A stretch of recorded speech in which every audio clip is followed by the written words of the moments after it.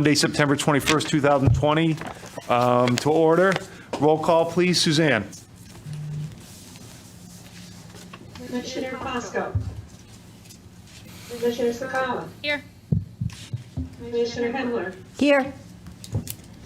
Commissioner Kiner.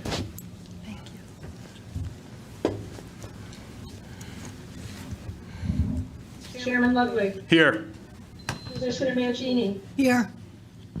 Commissioner Muller. Here. Commissioner Riley. Here. Commissioner Sprazza. Here. Is Commissioner Sprazza here? I can't hear.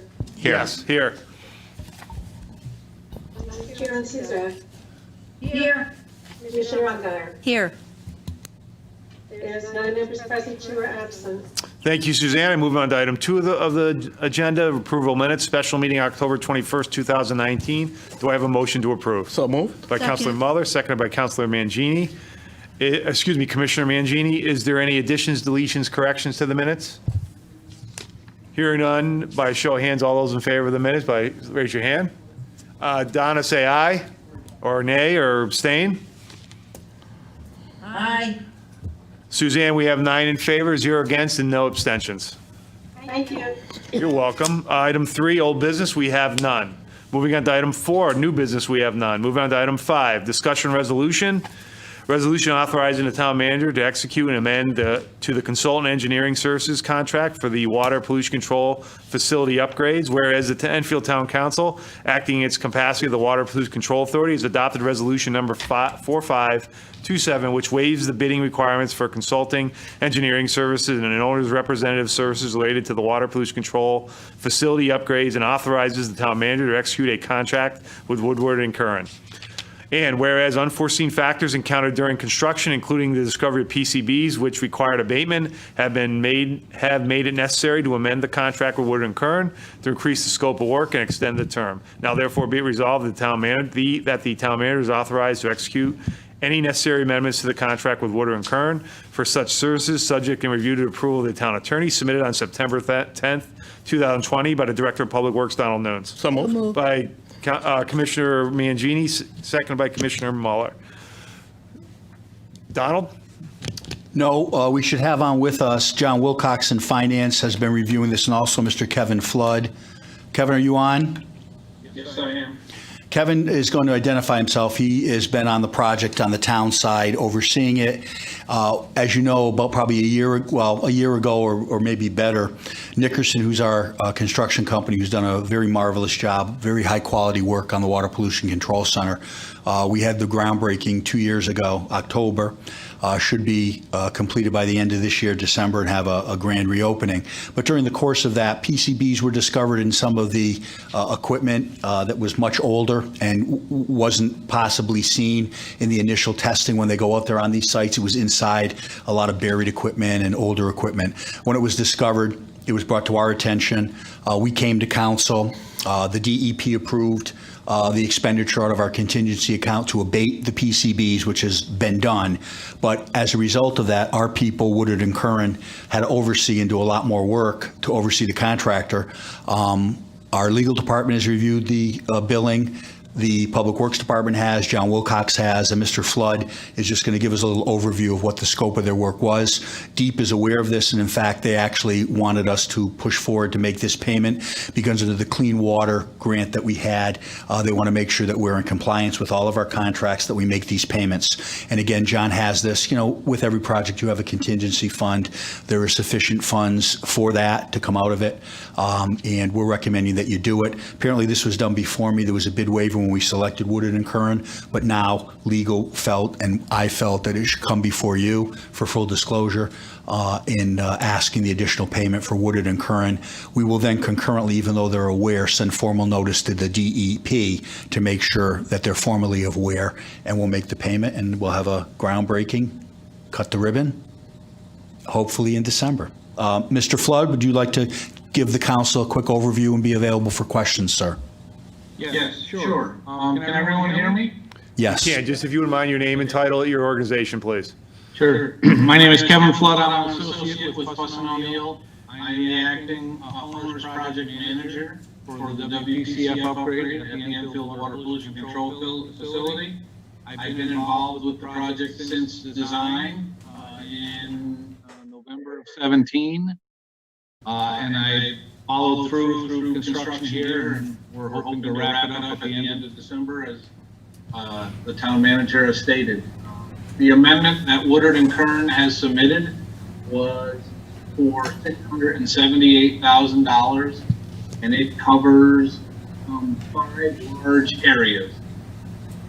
There obviously has been a contract extension of over 2 months, which leads to additional office management time, what's called RPR, or construction observation time, of 2 months. That's $160,000. There was some additional time spent by Woodard and Kern in helping the town council and the WPCA with rate setting as the upgrades were beginning. The rate setting was, I think, initially developed, and then after the initial proposal and upgrade was discussed, I think they spent some additional time reviewing other options in order to minimize the increase in the sewer rates for the project. The third item that they're looking for some compensation relief for is additional meetings. Their original contract with the town called for monthly meetings to go over progress on the project. It became abundantly clear early on that weekly project meetings were better, and they've done that pretty much without fail from the beginning of construction in, I believe it was in August of 2018 until now. As the town manager had mentioned, there were a bunch of unforeseen conditions, including the PCBs that were found on a lot of the existing materials, mostly paint, some other materials like paint on concrete, believe it or not, or pieces of equipment that had PCBs within it because that's what they were used to operate with. Or other things like differing conditions at the plant from what was shown on supposedly record, and having to assist the town with some of their requests based on the different operators that were in charge at the time and what they were looking for to maintain operations and keep the equipment that was there in place until the new equipment was online and fully functional before it was eliminated. And then, as I said, the last thing was the PCB management. There was a lot of, once the PCBs were identified, there was a lot of effort on Woodard and Kern's part to not only identify it, but then document it in the different things that, different dumpsters that were used to collect them out there, and then ultimately dispose of them with manifests and everything else. So there was a lot of different paperwork that they had to do and coordination that they had to go through once these were all identified. Finally, there was an EPA plan that was developed for this project that had to be edited more than once. I'm probably going to say 3 times based on what was found out there and how it was handled. At this point,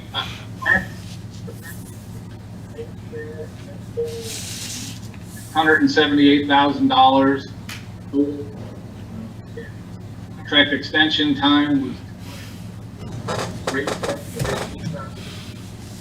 the additional meetings totaled 100,000. The unforeseen conditions were 90,000. PCB management was 210, for a total of 678.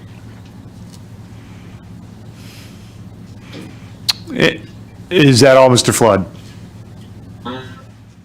Unless there are questions, I will be glad for any questions you have on any of the items. Before we open up the questions, Donald or John, do you have anything to add? Just want to make sure.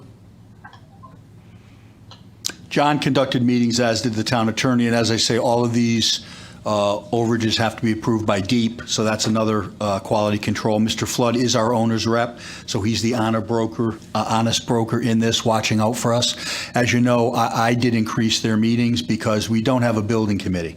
This was a large project that went on for 2 years, so I personally met with them weekly. We moved the meetings to Town Hall because we wanted to make sure if issues came up, such as the PCBs, we were on them right away, and that we got the project done on time with a quality result. So after that, Kasha also was in them. The Director of Public Works attended every meeting, and then, of course, COVID intervened. They did them more remotely, but we kept tight rein on it. I think it's going to be a really incredible result.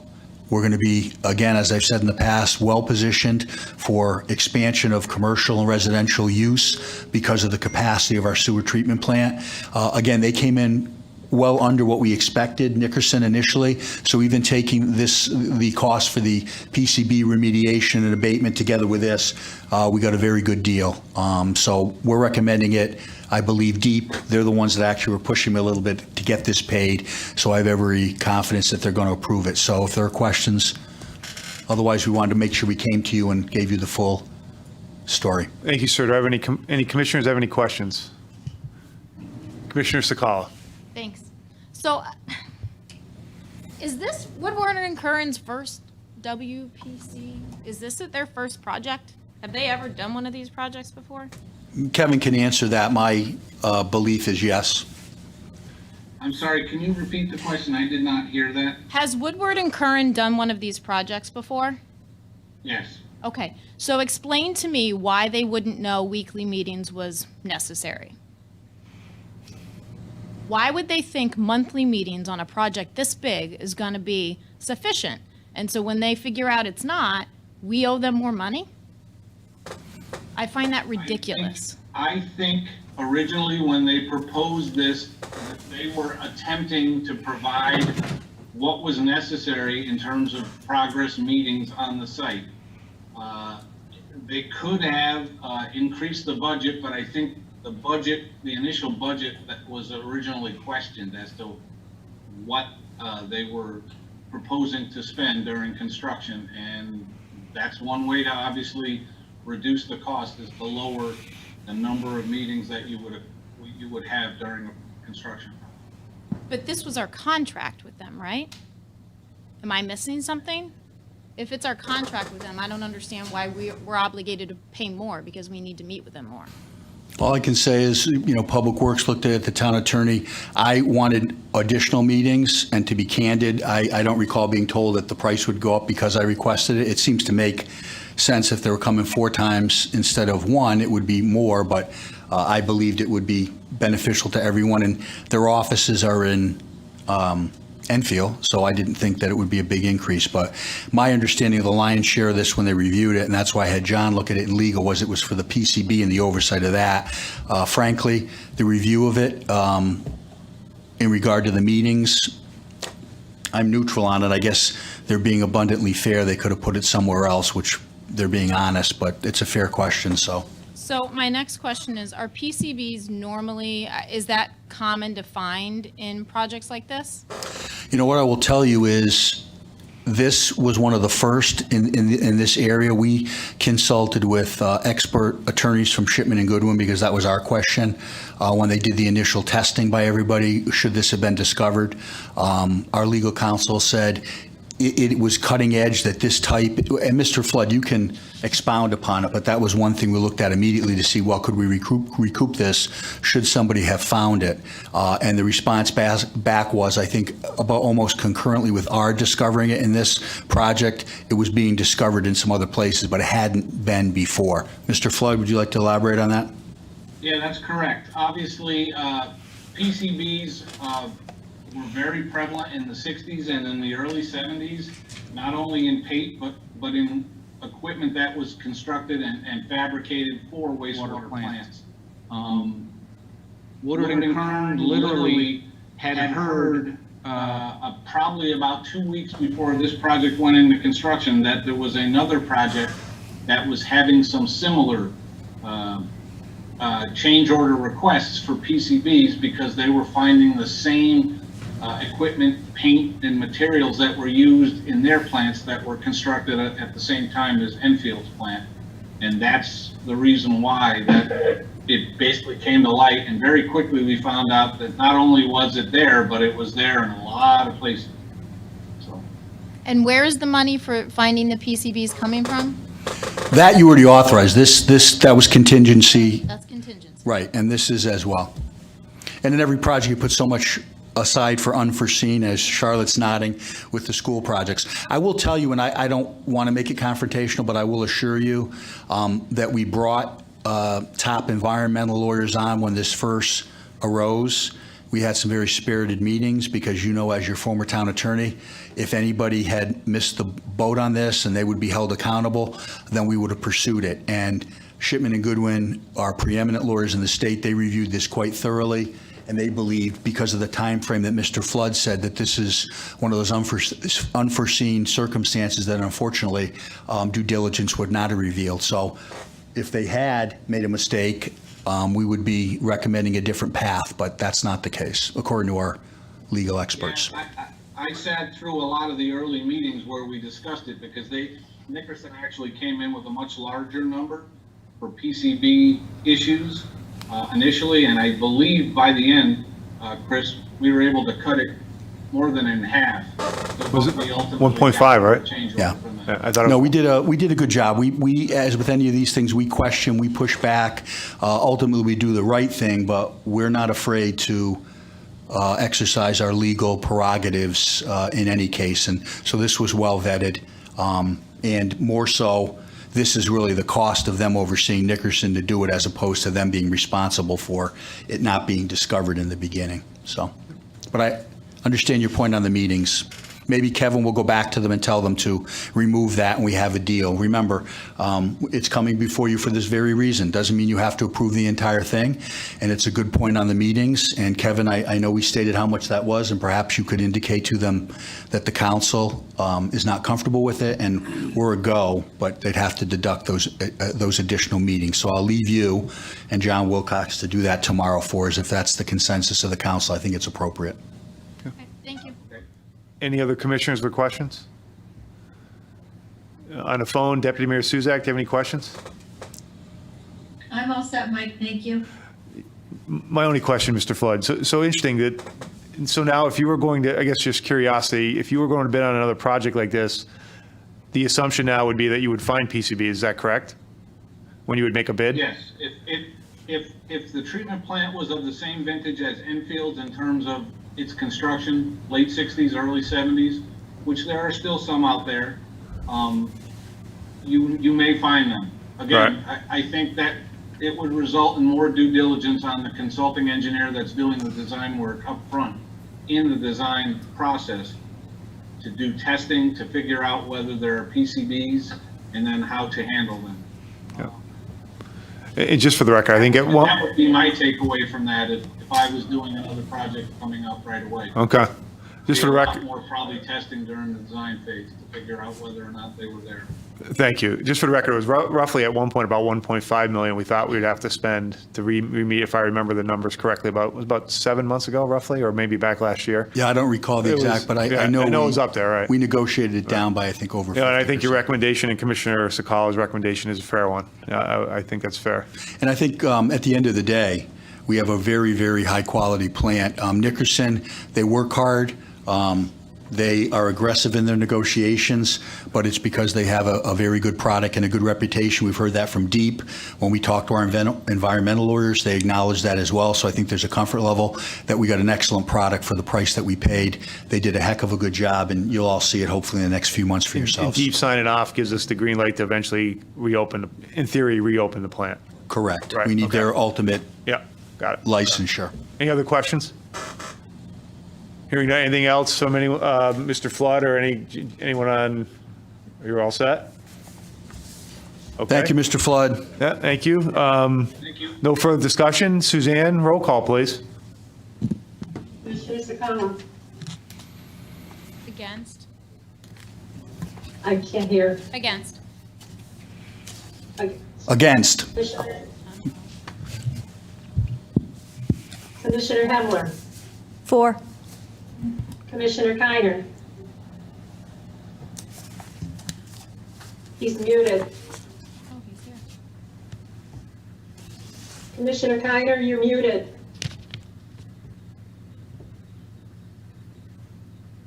Yeah, I'm abstaining. I just got on and I just didn't hear the proceedings, so I'm abstaining. Let's vote. Thank you. Chairman Ludwig, 4. Commissioner Mangini, 4. Commissioner Mueller, 4. Commissioner Riley. 4. Is that a 4? Correct. 4. Commissioner Srazza, 4. Vice Chair Suzanne. 4. Commissioner Undire. 4. You have 8 in favor. Suzanne, Commissioner Bosco is now present, and if you could record his vote, please. Thank you. Commissioner Bosco? Against. No, what did I say? 1, 2, 3, 4. We have 8 in favor, 2 against, 1 abstention. Thank you, Suzanne. Moving on to item 6, miscellaneous, we have none. Moving on to item 7, do I have a motion to adjourn to So Water moved. Pollution Control by Second. Commissioner Mueller, seconded by Commissioner Mangini. All those in favor by say aye. Raise your hands, aye. On the phone, aye. Everyone's, this is adjourned. We're going to move, we're 10 minutes late. We're going to move right into the special meeting. Moving into the special meeting on Monday, September 21st, 2020. Again, this is the Enfield Town Council special meeting. Roll call, please. Suzanne. Counselor Bosco, Here. Counselor Sakala, Here. Counselor Hendelman, Here. Counselor Kiner is here. Mayor Ludwig. Here, I'm sorry, here. Here. Okay. Counselor Mangini. Here. Counselor Mueller. Here. Counselor Riley. Here. Counselor Srazza. 4. I mean, here. Deputy Mayor Suzanne. Here. Counselor Undire. Here. There's 11 members present that are absent. We welcome item first, Donald Nunes, Director of Public Works and Solid Waste Ordinance, and of course, Mr. Ken Belay. You're welcome as well, Ken, sir. come on up. Yeah. I would just like to state, I guess we all have to get reacclimated to be back in person. I think we had it down to a science doing the remote where we were all able to see each other. Now, it's a little different. We actually melded it. This is a hybrid. I will let you know that we're one of the first communities to come back to have a live council meeting or a selectmen meeting. Most are still doing it remotely. And also some are doing it where they allow the public to call in, and we, of course, are allowing the public to come within the governor's executive order, so I'm excited about that. But I will ask for your indulgence. We had to meld together being able to have council persons remotely and directors remotely. I wanted directors to be in their office, you'd be able to view them, but if we had had them come, we would have had no seats for the public. So we're trying to do of the best of both worlds. But as a result of that, the pictures of those, once the presentation is gone, we should be able to see the directors and the council persons, Mr. Kiner and Donna Susak, up on the screens and in front of you. They can't see us, but they can hear us. So we'll be able to see and hear directors and the other council people, hopefully. We've worked at this for 5 or 6 days to make sure we could meld the two technologies. As you know, we went HD for YouTube, and we have all new cameras and new monitors. I think this is very nice. Can members of the public, I think it's nice now that we just don't have that one antiquated screen that would block the council and be difficult to see, so now they can see the two monitors. So with that, we've tested this. Donald is out on a medical leave, but he pre-recorded his presentation on the municipal solid waste revision, and Ken was kind enough to come in and be here to try to field any questions because Donald is not available even by monitor. So with that, Paul, I thank IT, and if you can see the newly renovated council chambers to get us into the 2020s, I thank Building and Grounds. We did it all within their existing budget. They did it all in-house. Deb McCarthy helped with the aesthetics and the colors. We did all new, tiles acoustically. It's HD and with cameras, so I think it's a fitting reopening for us to come back after COVID to this very, I think, gracious council chamber, which is what I think the council deserves and what our residents deserve, a place that has dignity and decorum to conduct town government business. So now, unless this is a total failure, We will segue, Paul, into the presentation by Mr. Gonna Nunes. knock on wood right there. Go ahead, Paul, if you want to run. Go My name is ahead. Donald Linton, I'm the Director of Public Works for the Town of Enfield. Tonight we'll be talking about the Municipal Solid Waste Ordinance Revision. The public hearing is scheduled for Monday, October 5th, and this presentation is a precursor for that to help you understand what are some possible changes in the Municipal Solid Waste Ordinance.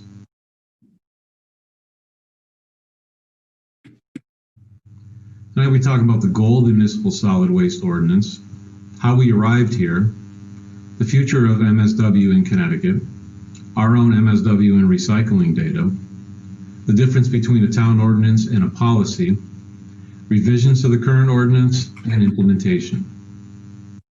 We want to do four things primarily. We would like to update, implement, reduce, and provide flexibility. We want to update our solid waste ordinance to improve efficiency, safety, remove ambiguity, and introduce future cost savings. We want to implement quality and quantity standards.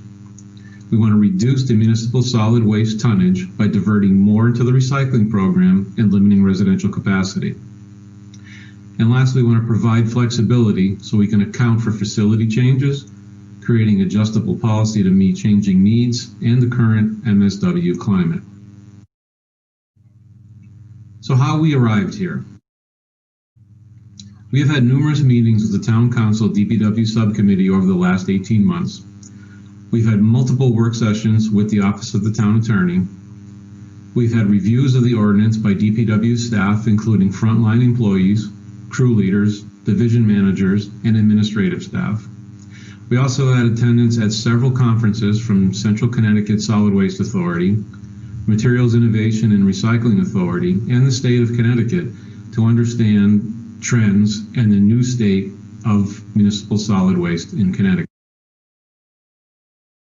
So the future of municipal solid waste in Connecticut is not very good right now. In July 2020, Governor Lamont rejected a proposal to spend more than $330 million to upgrade MIRA. Governor Lamont quotes, and I state, "I cannot support sending hundreds of millions of taxpayer or electric ratepayer dollars to MIRA to attempt to keep a failing decades-old facility running right here in Hartford, where it impacts our vulnerable residents. A permanent trash export operation is also a non-starter. It's time for new ideas." So short-term options include renovating the Hartford plant, which again, Governor Lamont does not wish to do, or we may have to start shipping the trash out of state. If the governor decided to renovate MIRA, it could produce tipping fees up to $145 per ton. The state of Connecticut currently has no significant in-state waste to energy capacity available. There are also no municipal solid waste landfills in the state that are operational. The New York and southern New England regions similarly have no available capacity. If exporting municipal solid waste is the only option, the market will be governed by transportation costs in addition to tipping fees. In 2016, we were at $61.72 per ton for disposal, and we took in approximately 13,600 tons, and which amounted to approximately $840,000. In FY20, that rate jumped to $73 per ton, and we've expended just over $1 million in costs just for disposal of municipal solid waste. In 2021, our contract with USA Waste is $80.50. In fiscal year 22, it is $81.50, and in fiscal year 23, it'll jump to $83. From the line graph here, we see that, again, municipal solid waste tonnage is increasing at approximately 0.47% per year. Our recycling data is very interesting because in fiscal year 2016 and 2017, we were actually getting paid for recycling. We earned $87,000 in fiscal year 16, and in fiscal year 2017, we earned $84,000. Then the market fell out for that. Then we went to paying to get rid of recycling. And we started at $10 in FY18, and now we're at $10.78 for FY21. Our goal, again, part of the reduction is to produce more recycling, so we're only paying $10.78 instead of the $80.50, which we will be paying now. With the MSW tonnage increasing, our recycling tonnage has steadily decreased over the years. And again, it is the goal of this is to increase this recycling tonnage and divert more into recycling and taking away more from MSW.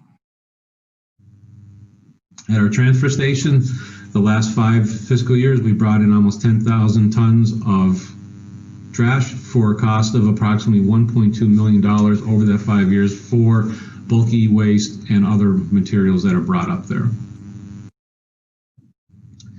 If the projection goes as planned and we don't do anything about working towards our goal of solving or reducing and diverting more into recycling, we are currently in FY 2020, and last year we spent just over $1 million. If the projections hold true in 8 years, we're going to be spending about $1.5 million just for municipal solid waste. That's all that's for. So we're going to have so this part will be continuing to add cost and add to the budget from this. An ordinance is the official codified law of the town and adopted by the town council, and only the town council can amend or repeal the ordinance. A policy is the procedure for implementing the ordinances. Now, an example of a policy could be setting the cost of a replacement tipper barrel, our fall leaf pickup dates and hours of operation. The multiple meetings that DPW had with the town attorney wanted to make certain that the ordinance clearly reflects ordinance items, and policies such as what the cost of a tipper barrel is when we pick it up was removed from that, and that will be discussed at our next DPW subcommittee meeting, is those other policy items which would be available and made whole then. We now like to talk about the revisions to the current ordinance. One of the main goals was to modernize our current definitions and to add things and remove things that did not seem appropriate anymore. We removed the definition from authority in the revised ordinance. We expanded on our bulky waste definition to make sure that there was no ambiguity left in what exactly bulky waste means. We added collector. Now this means any person or firm that comes and picks up handyman services, basement cleanings, things like that. We added a whole section about collectors here. We removed the commercial solid waste definition from the ordinance. We added a common gathering venue, such as we are mandating people that have gatherings now outside that we have to have not only trash, but also recycling bins outside as well. Condominium unit, we defined what a condominium unit was. We have expanded our contractual standards for solid waste deliveries definition. We have expanded upon our curbside placement. More importantly, that the barrel must be oriented so that there's no obstruction within 3 feet in any direction. We've added what a customer is. We have added what DEEP means, which before it was DEP, now it is DEEP for Department of Energy and Environmental Protection. We removed the directed solid waste facility, and we also expanded upon exactly what a disposal charge means. We added a definition of a monetary fine or penalty. We've expanded upon what a generator means. We have cleared up with hazardous waste definition. We added the definition of the materials recycling facility. We have added a description of multifamily homes. We removed the municipal service agreement. We added municipal solid waste definition. We clarified what a plastic bag means. We defined what a policy means. modified the definition of recyclable. We removed the definition of refuse collector. We also modified what it means, what residential waste means. We expanded upon solid waste. We added what a solid waste facility is, and we expanded on what a tipper barrel is. We added the definition of town. We've also added the definition of what our town's transfer station is. We modified the written warning definition, and we added what a yard waste means. More notable changes in the revisions to the current ordinance include incorporating flexible policy references to address disposal facility contract changes. There will be one tipper barrel for trash will be collected per week at no charge. A maximum of up to 3 additional gray tipper barrels per residence will be available for an annual fee to be established by the director. We're going to limit the maximum size of all tipper barrels to be 96 gallon. There'll be no extra bags or items collected outside of tipper barrels after holidays, and tires are no longer accepted. Other changes include tipper barrels must not have any obstructions within 3 feet in any direction.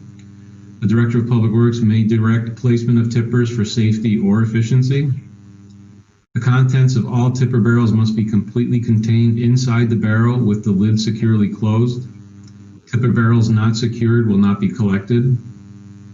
Regarding yard waste, up to 2 brown tipper barrels will be collected per week per residence at no charge.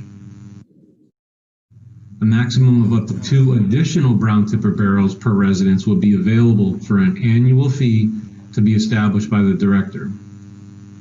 Yard waste in barrels will have nothing greater than 3 inches in width and nothing longer than 3 feet. During our spring collection, the time frame determined by the Department of Public Works, there could be 3 brown tippers will be collected per week per residence without additional annual tag required. The Director of Public Works will establish a leaf waste collection schedule. During the scheduled leaf collection, up to 40 biodegradable leaf bags, unlimited weekly brown tipper barrels will be accepted. And now implementation of this. One of the first steps would be to revise the ordinance and then accept the ordinance. The next would be educating, which would take approximately 4 weeks of increased inspection of tipper contents, tagging and reporting results and placement issues. The next step would be implementing the primary tag system on gray tippers, and that'll take about 6 to 8 weeks. Selling additional tipper tags to residents, and again, more education, an additional 4 weeks or so for that to increase inspection of tipper contents, tagging, and reporting results. Questions about the ordinance will be by written testimony only and may be submitted by stating your name and address to phcomments@enfield.org by 5 p.m. on Friday, September 30th, 2020. Thank you very much. Thank you. So, Ken, I don't know if you have anything you want to add before we open up the...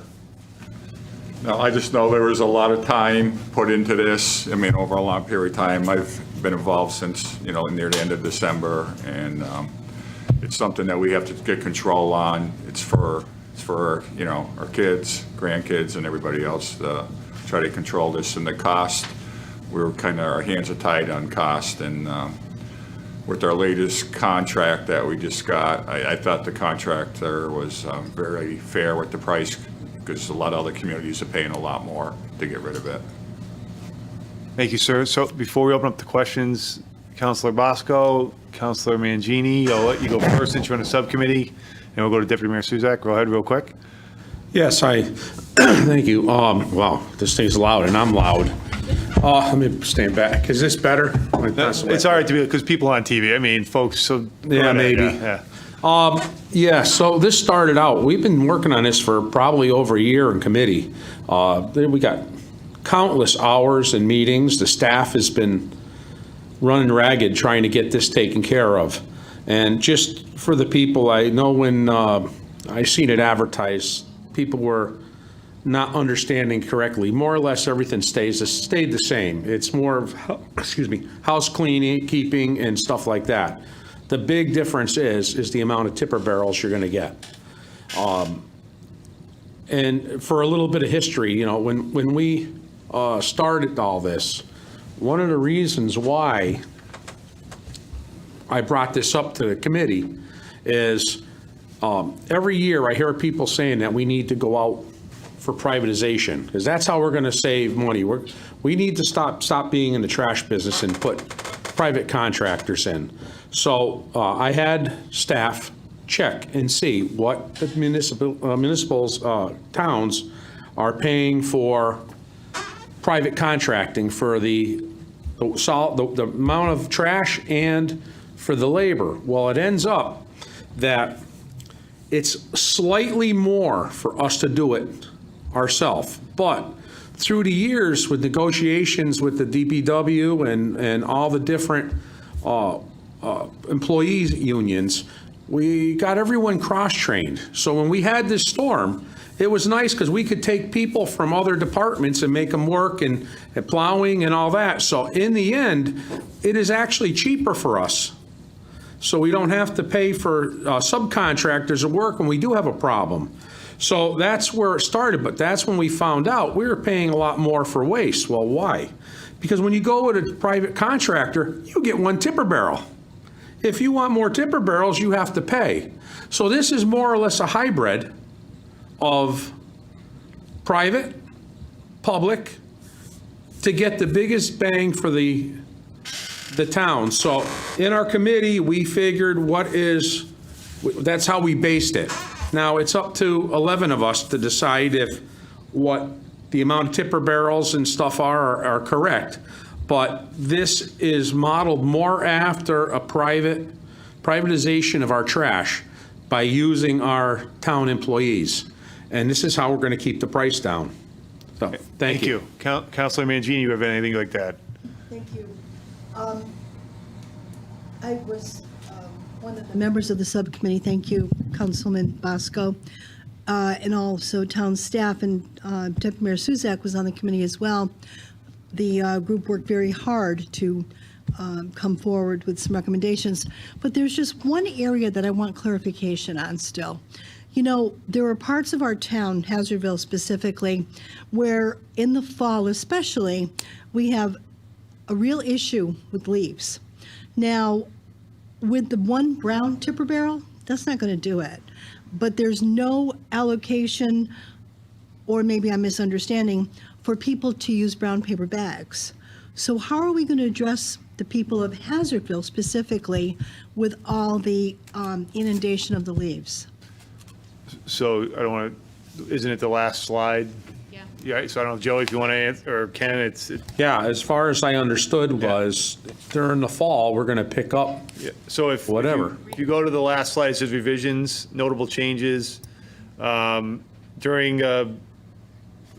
leaf collection in the fall, 40 biodegradable leaf bags and unlimited weekly brown tipper barrels. So it sounds like the policy isn't changing from normal. Okay, so is there a time limit? In other words, it's going to be a beginning time period for the residents to do this? Yeah, so Chris, I know last year we were able to kind of have, I know Donald's out, but have like presentation, so we made I'm sure you'll do your community updates right? Yeah, he'll let the people know so that, that will be unchanged. There'll be a time frame for the neighborhoods. People will be alerted to it prior, and we communicate it and put it out there so that they're aware. I would appreciate that. I just don't want to see people be taken by surprise that, oh, well, we thought this was going to continue another week and it stopped.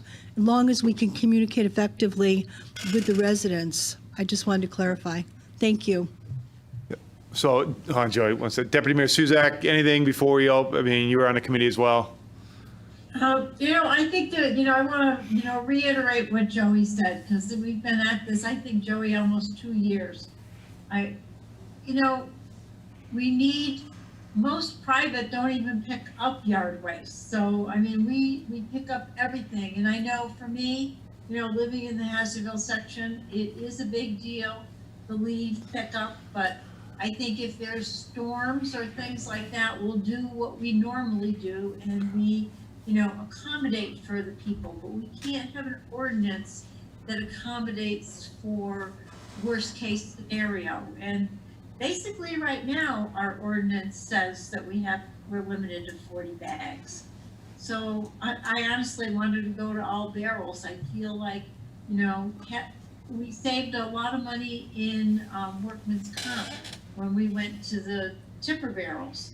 And one of the, the most dangerous thing we have out there is our employees out there picking up bags of stuff. And, for me, this is a listening to our staff, where they talk about going to homes that have 10 and 11 barrels, and understanding that the cost that's being driven is not, the cost of our employees, it's the cost of getting rid of the waste that we pick up. So I think it's been a lot of work, and I'm glad to see it come this far. Thank you. Thank you. You all set? Are you real quick? No, Go ahead. and just to go off is, we do have some businesses in town that are putting out 10, 12, 13, and we have some residents that are doing that too. And that's going to take care of this, so we can bring down the tonnage. But the most important thing is, we did not take away the trash, especially for the people down in Thompsonville where they can't get a dumpster. So they'll be able to just purchase extra barrels if they need them, and, be able to take care of, because that's the biggest problem. They need to be able to get rid of the waste. The other thing is we can always do a lot of these different little changes in policy, because a lot of it would be policy. The ordinance takes care of all the big stuff, and if it comes down, we just do it in policy. If we're going to pick up 41 bags, we could change that in policy, I would say, instead of doing the ordinance again. And that's why we did this like this, so it could be fluid from now on. We have descriptions, and everything is all laid out. So I think this will work really well, and, it's just time to do it. Thank you, sir. So we'll open up the questions. I'll start from the phone. Councilor Kiner, do you have any questions? No. Okay. So anyone Yeah, from, no, thank you. all set? Councilor Ungar, then Yes, I am. Council, Thank you. and then Councilor Ungar, then Councilor Sakala. I was just curious, what happened to the industry? Because at one point, all the recycling for the town of Enfield, it was generating revenue, and then all of a sudden it flipped from one year to the next, where now it costs us. A lot of it has to do with stuff being remanufactured with China and stuff, and the market is flooded with recyclables now, especially, a lot of cardboard and paper products with the Amazons and everything. I know I spoke to another community, and they're paying a whole lot more to get recyclables, get rid of them than us. But it's just that the market is kind of dried up. So that's the main reason why the cost has gone up. But we're saving, almost $70 a ton to have something go into recyclables instead of into the trash with the tipping fees. Councilor I Sakala. had one other question. okay, sorry, I go ahead. noticed in the presentation that residents will be limited to one gray tipper barrel because of the excess that Joey mentioned. Some have 10. Why couldn't we make it 2? You can have 2 brown, have 2 gray. Because there's large families that might generate, and cookouts and holidays and all that. I think 2 sounds reasonable. Well, I mean, I don't want to answer, but I think Joey made it, basically they were trying to mimic what the private sector did. That's basically, I don't want to speak for you, but that's what I got out of it. Yeah, but the thing is, during the holidays, you'll have that second tipper barrel. So, the high trash flows, they didn't put it up there, but the high trash flows, Memorial Day, 4th of July, all the big holidays with Christmas, Thanksgiving, you'll be able to put your second tipper barrel out. Okay. I didn't hear that anywhere. No, that was not there, and that's something that you guys have the ability to amend or whatever, because, during some of those holidays, there is an issue. A 96-gallon trash can is quite large compared to a lot of communities are getting 32s, 48s and things. The average resident, a 96-gallon barrel is more than efficient. But there is holidays. I just had a four-year-old birthday party on Saturday, so I have a lot of trash this week myself. So I understand that concern. We're just trying to put just trying to get a control of it, put some type of limit on it. Okay, there's also large families too that might have more Yes. trash. Counselor Sakala. Thanks. So I guess what I want to hammer home and my takeaways are, it's really about education for the residents. Like, this will never work unless we educate the residents on why we're doing what we're doing, when we're doing it, and how we're doing it. So, like you said, the average resident, I don't think understands that it's $80-something next year per ton for waste, and it's going to be under 11 for recycling. I don't think many people understand that. And so if we can educate them on the amount of money that this town could save, and hopefully it trickles down, then I think that's going to help them be able to swallow any sort of change in ordinance that is going to reduce the amount of tipper barrels they're going to be allowed to have for free. So I don't know how else to do it. But the stickies are fine, but we need to get the press out. You need to put this on Facebook. This needs to be flooded because people need to understand why we're doing what we're doing. That's my first comment, because my takeaway from this whole thing is that you need to recycle more and waste less. But that's my takeaway.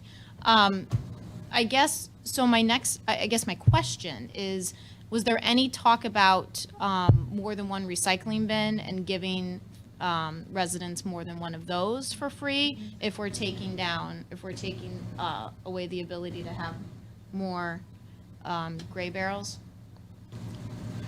Yeah, Was that discussed? I'm sorry. There is a lot of residents that have more than one recycling barrel.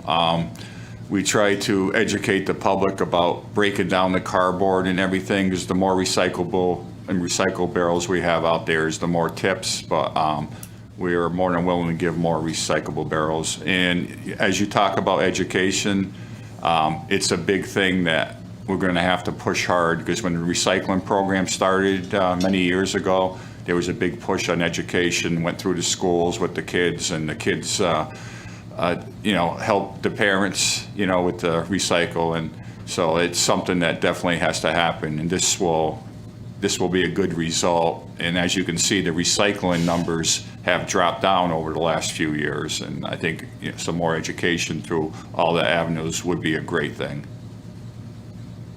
I think I'm good. Thank you. Counselor Shriver and Counselor Riley.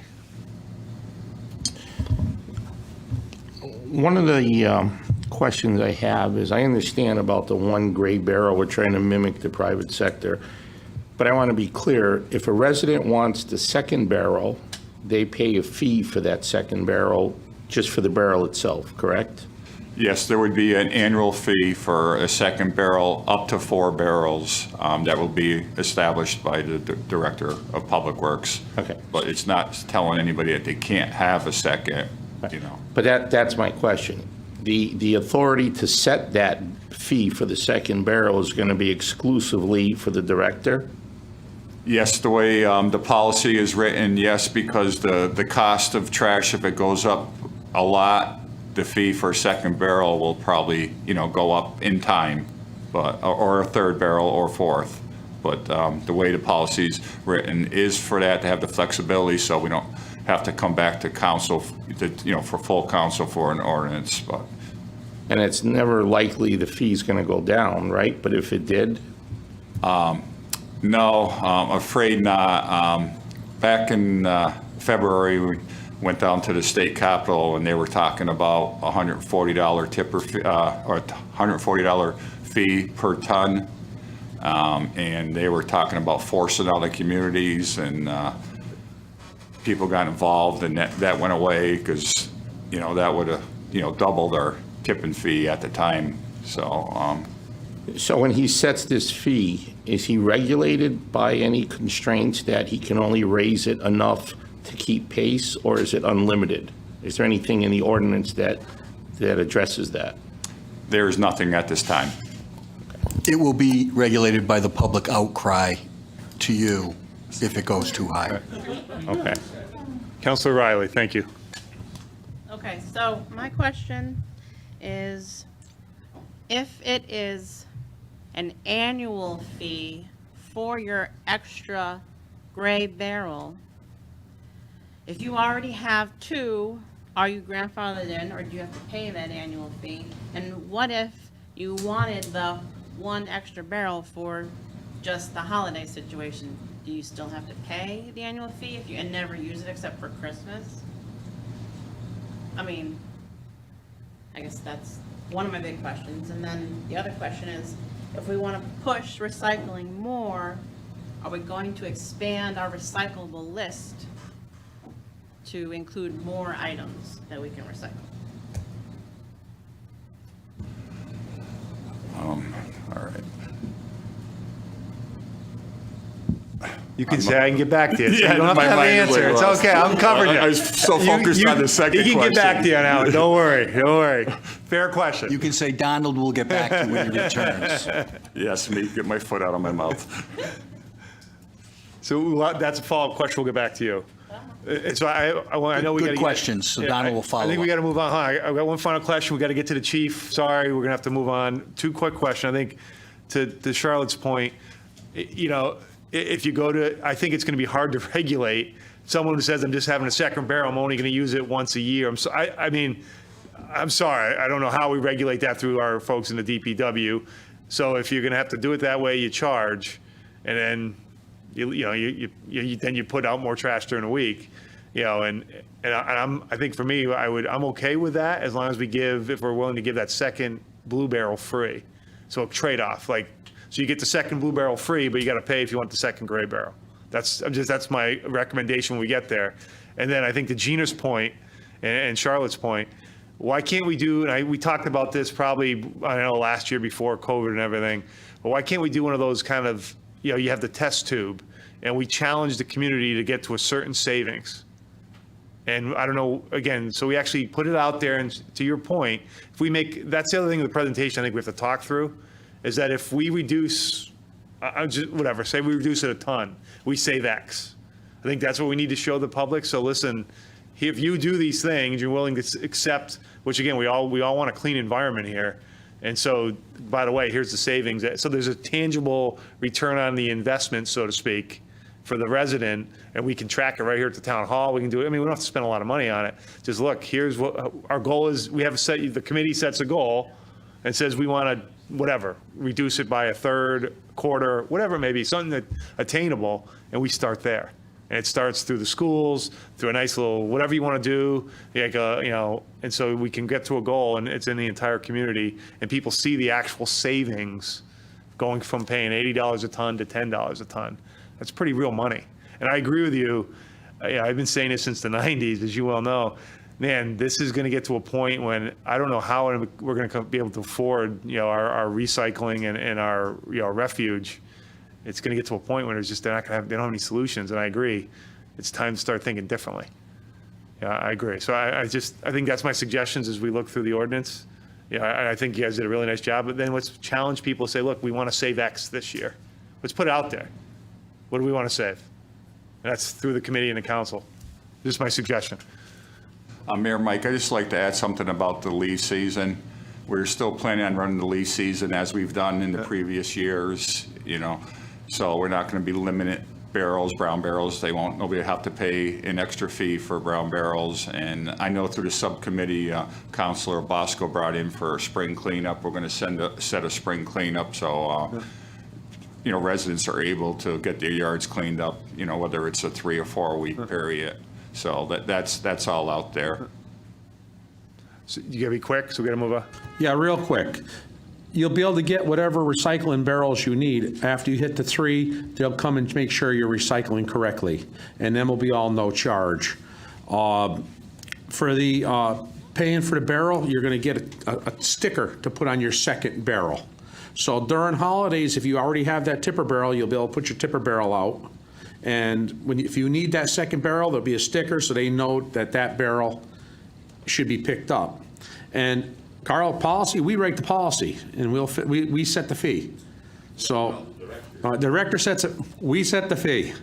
So if the director can come and say to us, hey, look at that fee should be $500 for that barrel, and we could say, no, it's $50. I mean, that's how it's going to work. We set policy, and the rest of it's all going to be done in policy. So, I think that answers it. And that's why I wanted to make sure we had this Yep. little discussion before the public hearing, so now people could see it and go ask their I think questions. there's a larger discussion on recycling in the future that, I mean, you saw the chart where you're looking at $1.8 million within a few years. We can't sustain that in our budget. There's no way we can. I mean, it's just not sustainable.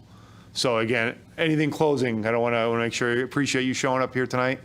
And and we're doing all the hard work with the DPW folks. So anything in closing, sir?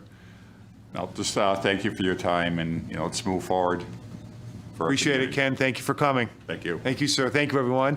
Sorry, we were already behind, and we're going to move right over to. I'll also state, this was a very good suggestion to have this before the public hearing, because oftentimes you have the public hearing, people come for the first time or hearing the Right. changes. So we did this on a couple of others. I think it's a good process to follow. This will be up, the presentation, on the website tomorrow, and then individuals who want to go and look at it, or perhaps weren't watching this evening, can, and they'll be more informed if they would like to come at the public hearing, the first meeting of October, to make comments and suggestions. Great, thank you, great idea. So Chief Fox, please come up. Moving on to the discussion on cameras.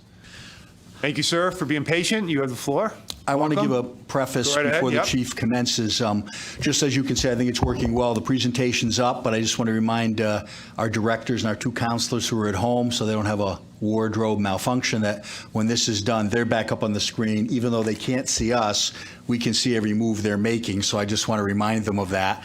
I would like to say the chief has done a lot of work. He's also worked with IT and finance, because those are key components to this. But I would like our public to know that we're not Johnny-come-latelys in regard to body cams and in-car camera systems.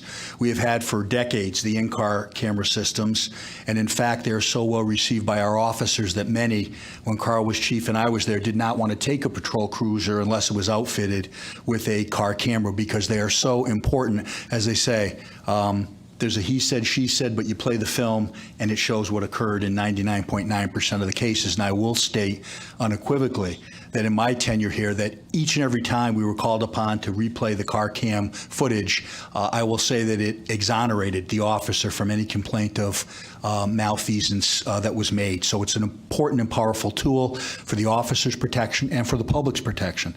I will let you know, in this last budget, because of COVID, and we had to streamline it, and we wanted to make sure we didn't increase taxes for our residents who could ill afford it. The chief had come. We have a CIP. I have all directors commencing. We'll be starting the budget season again very shortly. What are your CIP requests? And those are things other than your normal operating budget. What would you need? The chief submitted that he wanted to go to body cams and completely upgrade the in-car camera system. And as you all well know, because of the emergency and the pandemic that we experienced, we held everything at a zero. We still, with the new cars that are coming, we're outfitting them with the in-car camera system. We were finding that money, and we fully anticipated, after the budget was adopted, to look further. But as you know, the national debate has been focused on this, so the chief was well ahead of it. He'd already talked to many vendors. He had a lot of different options available to us. As you now know, the legislature has mandated these systems, so because of the chief having been forward-thinking and having done a lot of the work, it was much easier for him to then fine-tune it and go to these vendors and come up with some real firm numbers for us to consider. I will just tell you at the outset, John will find the money either in the fund balance. We can also put it into our lease packages, or we can fund some of it over a number of years, put some into the budget. The chief will explain to you, I'm not going to say it's a completely unfunded mandate, but for the most part it is.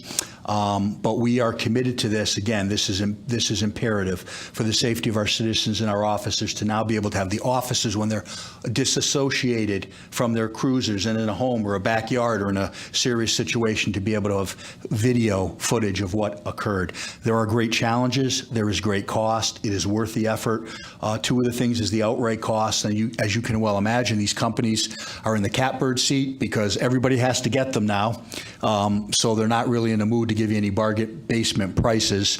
There's an implementation time frame to do it. And one of the biggest challenges is going to be, but we'll have to deal with it, is the storage and retrieval when requests are made through FOI to see this footage. But with that, I wanted to give you the background. It's a very complex issue. The chief has done an incredible job working with other staff members and his people to come up with this presentation for you this evening. Hopefully after it, we'll be in a position to say, okay, we're going to choose this, and then we can think at the funding in the upcoming meetings in October.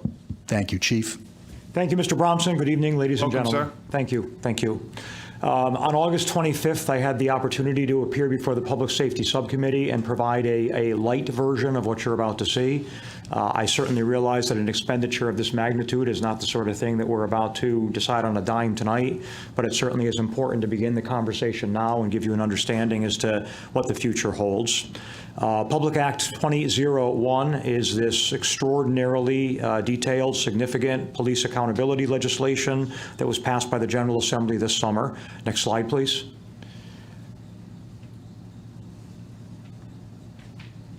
You will remember, if I take you back in time to about June of this year, I had the opportunity to sit before you. This seems like a lifetime ago, although it only, perhaps only 3 months or so ago. And there was a lot of discussion at that point. There was a lot of public concern, if not within this town, certainly within the state and within this nation, about two areas in particular. And I know that one of them, we know that one of them was actually Governor Lamont's Executive Order number 8 that came out in June of 2020. And there was also, and I believe it was disseminated primarily through the web because I know a number of you received it. Mr. Mayor, I believe you were a recipient of it more than once, the so-called 8 can't wait proposals. And I'm not sure to this day what the origin of that was, but I do know that it was the same items in the same order that were coming at many of us at the same time. Mr. Russell, if you could advance to the bottom of that slide. There we go. I was very pleased at that time to tell you that we were, as an agency, already in compliance with everything in Governor Lamont's executive order and everything within the 8 can't wait communications, with the exception of the body-worn camera requirement. And that's really what began a more detailed assessment, a more in earnest assessment as to the preliminary work that Mr. Bromson referenced a moment ago. Next slide, please. What the Public Act from this past July did in particular, and please understand the much larger backdrop. This is a 71-page bill with 46 sections in it with substantial impacts on policing in Connecticut. But for our purposes tonight, the significant area of our concern was an expansion upon the requirement to use body-worn cameras to all police officers, state, municipal, and tribal. Previously, that had been limited to state law enforcement officials, state university law enforcement officials. It was drawn rather narrowly prior to this point. This requirement, in effect, is for all law enforcement officers to make use of dashboard cameras on the patrol vehicles and the body-worn cameras that I referenced. Next slide, please. As an agency, and as was referenced a moment ago, it's my pleasure to tell you that you as a town were in front of the in-car camera requirement. Credit to the folks that preceded me in the position that I'm in. You went on board with the in-car camera requirement with a company then known as ICOP, now known as Safety Vision, about 10 years or so ago. And while that was certainly a cutting-edge decision at that time, the status of those in-car systems frankly ranged from some that were fully functional, some that were somewhere in the middle, and some that were obsolete and non-functioning. And we were doing everything we could to sort of hold those together with whatever tools that were at our disposal. What we needed and what we need was a complete overhaul to 35 in-car cameras and 100 body-worn cameras. Next slide, please. All vendors, therefore, that we spoke to were given those parameters, 35 and 100. All vendors were told that we needed cloud storage. And there was some discussion on this, even within the Public Safety Subcommittee when we got together back in August. I actually circled back to Mr. Russell to verify a conversation we had had previously, that cloud storage in the long haul is safer, and it is more effective, and it is less expensive in the long haul. That is also the direction that these vendors encourage everyone to go. it is necessary that every officer have their own in-car camera, that every officer have their own body-worn camera, because the camera charges when it's not in use, and because the given camera ties to a given account that feeds into the storage. It would be unwieldy, it would be unworkable to have one camera swapped between officers, because even if we could address if we could address the battery issue, what we would have at that point is one camera with one license and two people feeding into it. I thought that was a very reasonable question when it was offered the last time, but that unfortunately is the answer, and all of the vendors are telling me that. Next slide, please. So the font is small and the type is small, but what you see before you are the 5 vendors that we either have a relationship with, or they are the national level vendors that are out there.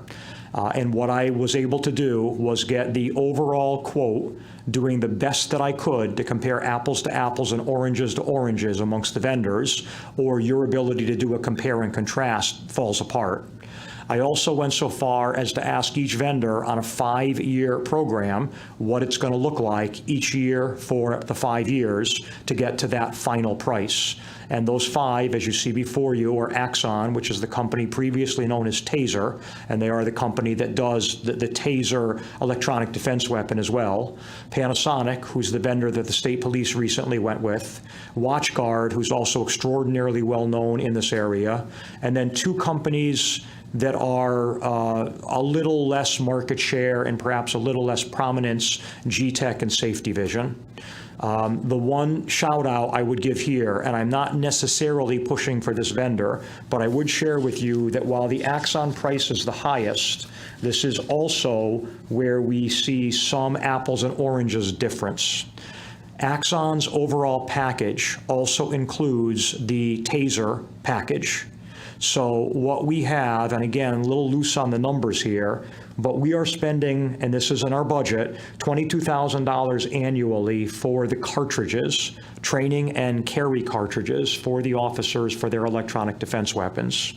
Additionally, we have a number of tasers that are currently out of warranty, and to get those into warranty would be another $50,000. We would need another $13,000 in 2021 for the units that are expiring at that point. So I offer that to you only in the category of, as you look at that 251 annually, 223, 168, 143, and 107, please realize that at least with that first vendor, that's not a really fair apples to apples, oranges to oranges, because you wouldn't suffer the Taser expenses for the actual electronic defense weapon for the officers that are currently part of the budget that you currently finance. Those are the 5 proposals that I would urge you to look at, and I can either talk now or at a later point about personal preferences and what I think the most professional product is. Next slide, please. I think it fair to offer and for you to inquire as to where we are in terms of the OPM reimbursement formula. OPM is currently working under an older grant. It's the grant that's been around for several years now as the state rolled out the option for departments to get body-worn cameras several years back now. What that package currently has remaining in it is about $500,000, $500,000. And OPM, so long as that money lasts, is at a 50% reimbursement rate. Now it's 50% of first year storage and the acquisition costs in the first year. After that, when the equipment is acquired, you don't have expenses in years 2 onward, but you do have the cloud storage expenses from years 2 onward. And OPM has, they're only 50% for the stuff in the first year and 50% for cloud storage in the first year. That 50% rate is going to last until that money runs out. And I spoke to the woman from OPM who runs this program, and she shares with me that at this point she doesn't have a lot of requests, but she does have a lot of phone calls and a lot of requests for information. Next slide, please. Under the new Public Act, OPM provided additional funding. That funding, however, unless one is a distressed municipality, and you are not, is at a 30% reimbursement rate. So 30%, if we move in the future on this with that same level of reimbursement, is for all acquisition costs suffered in the first year, which is all of them, and it's for your first year storage. After that, that cloud storage expense is on your town. I wanted to provide you with some sort of guidance because I can't be certain what money is going to be available. I can't be certain what OPM is going to fund in the future. To the degree that it gives you any guidance, what OPM has funded previously under the first grant has been approximately $144,000 per town. So that would come off of the overall cost that you're seeing. Next slide, please. The time has not just come for this as a discussion, the time has actually been mandated on us at this point. So we are at a point where I believe that I've done the requisite background work for you to either ask questions or begin to contemplate the direction that you'd want to go in this regard. But it is going to become a necessary discussion. What I would just like to add, I would like the chief to make his recommendation because he has offered 5 options. I think really there are only 2. And one is preferable, and I will let him make that comment. It's nice when you have one vendor that does it all. It's in one house, such as the Taser, and they have a long-standing reputation. Of course, Panasonic is well-known as well, but I would like his recommendation because we can ask questions, but we've never, after the police department has done due diligence on what kind of Taser to use, we've never second-guessed them. We haven't second-guessed them on the cruisers they choose or the weapons they carry to protect themselves or their long rifles. So I wouldn't want to micromanage. I think we should ask and do due diligence, but I think the chief has a recommendation. I think we could then cut to that this evening and say there's a consensus, and at the next meeting or so, Mr. Wilcox would be able to come back and show us how we're going to fund it. I'd like to get at the head of that line while it's short, even though the resources may be limited. Whatever we can get is better than nothing. And also, Mr. Russell will have input, as he does with all IT technology. We've made a great effort that we really have consolidated, that he is involved in all of these decisions. So with that, I'll let you open it up. And also, I should hasten to say, I said before, I should never say 100% of anything. I'm sure some of the cases I look at as speeding or with officers, there's some, then that's the beauty of these cameras. If the officer has made a mistake or has done something inappropriate, that will show up too. So it's never 100%. Luckily, in our case, it's 99.9 in my recollection, but I'm sure there are some cases, and the chief's nodding his head, that elude me, but this protects everybody, and that's precisely why, because the camera doesn't lie. Chief? The Axon, I'm sorry. You want questions first? You want to go ahead? Whatever you prefer, No, sir. go ahead. Finish. Yep. The Axon product is the superior product. Councilor Mueller first, since I had to cut. Go ahead. Does it sync with the cruiser camera as well? And do we have enough storage data for that? How long do we have to keep the data? To the extent that we would go with one vendor for the body worn and the cruiser, yes, they would all sync with one another. Okay. The Axon product had a number of additional, frankly, bells and whistles to ensure that syncing, if you will, yes. And the answer on the storage is we can set the policy to be anything less than 1 year. The norm is in the category of 30, 60, or 90 days. You know, there's a fine line between deciding how long you want to retain it and storage and, frankly, the exposure. I don't mean that in a negative way, but the frequency of the Freedom of Information Act requests. We're going to provide what it is we have. Thank you. Thank you, sir. All set? Thank you. Sorry about, yep. Councilor Sferrazza, Councilor Riley, Councilor Mangini. Chief, I just want to reiterate what you said so everyone watching understands. I personally have a host of problems with the police accountability bill, the way it was presented. But I want the residents to be assured that even though now they're coming up with these suggestions, including being CALEA accredited, the Enfield Police Department took it upon ourselves back in 1996. We're 24 years ahead of the curve on this. And I want people to understand that this isn't a reaction to something that's been going on recently. And the other thing is when we look at the price tag, because there's sticker shock sometimes, you see the 105 versus the 250, and we said tasers. I don't know if the public understands what we're talking about here. What we're talking about, and correct me if I'm wrong, that this system will record when an officer unholsters the taser, when he has to deploy the taser, and for how many seconds he deploys the taser. That data is so important on internal affair complaints when there's an alleged excessive force complaint and someone alleges, the officer zapped me for 15 minutes or whatever. All that documentation is automatic. So the mere fact that we're going to have that ability to capture that information and not have to replenish the taser budget each year to the tune of $85,000 really does have to be factored in. I don't want anyone to say, well, why are we going for the Cadillac? It's really not, it may be the Cadillac in product, but there's a return on it greater than that. Mr. Bromson hit on this, that there are going to be issues with this. Again, another unfunded mandate the state has thrown at us with this is not just the cost of these, but is the treatment of these videos are going to be treated as FOIable. And like anything else FOIable, when someone wants to come in for a DUI and look at the videotape, we have to provide that, okay? And I know that recently we lost one of our sergeants that retired that was responsible for that. Once this is up and running, someone in the police department's going to have to be designated off the road to go and track down these videos and make copies. Again, there's no option for that. And I know that you're aware of that. I want the public to know that's another cost that the state has implemented on us with this. I'm sure you've had discussions with our union leadership and our officers.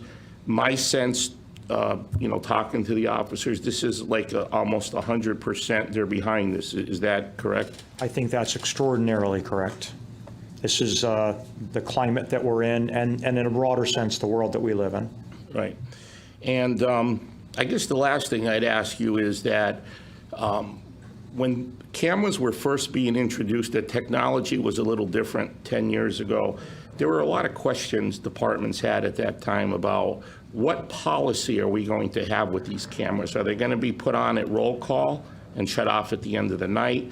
Can we turn them off on medical calls? And I know since I've retired, the state has offered a policy, a model policy, and I'm sure CALEA is going to weigh in on this. So I'm sure we will be incorporating a policy that encompasses not only our state requirement, but as so often the case with CALEA, we're going to go above and beyond that.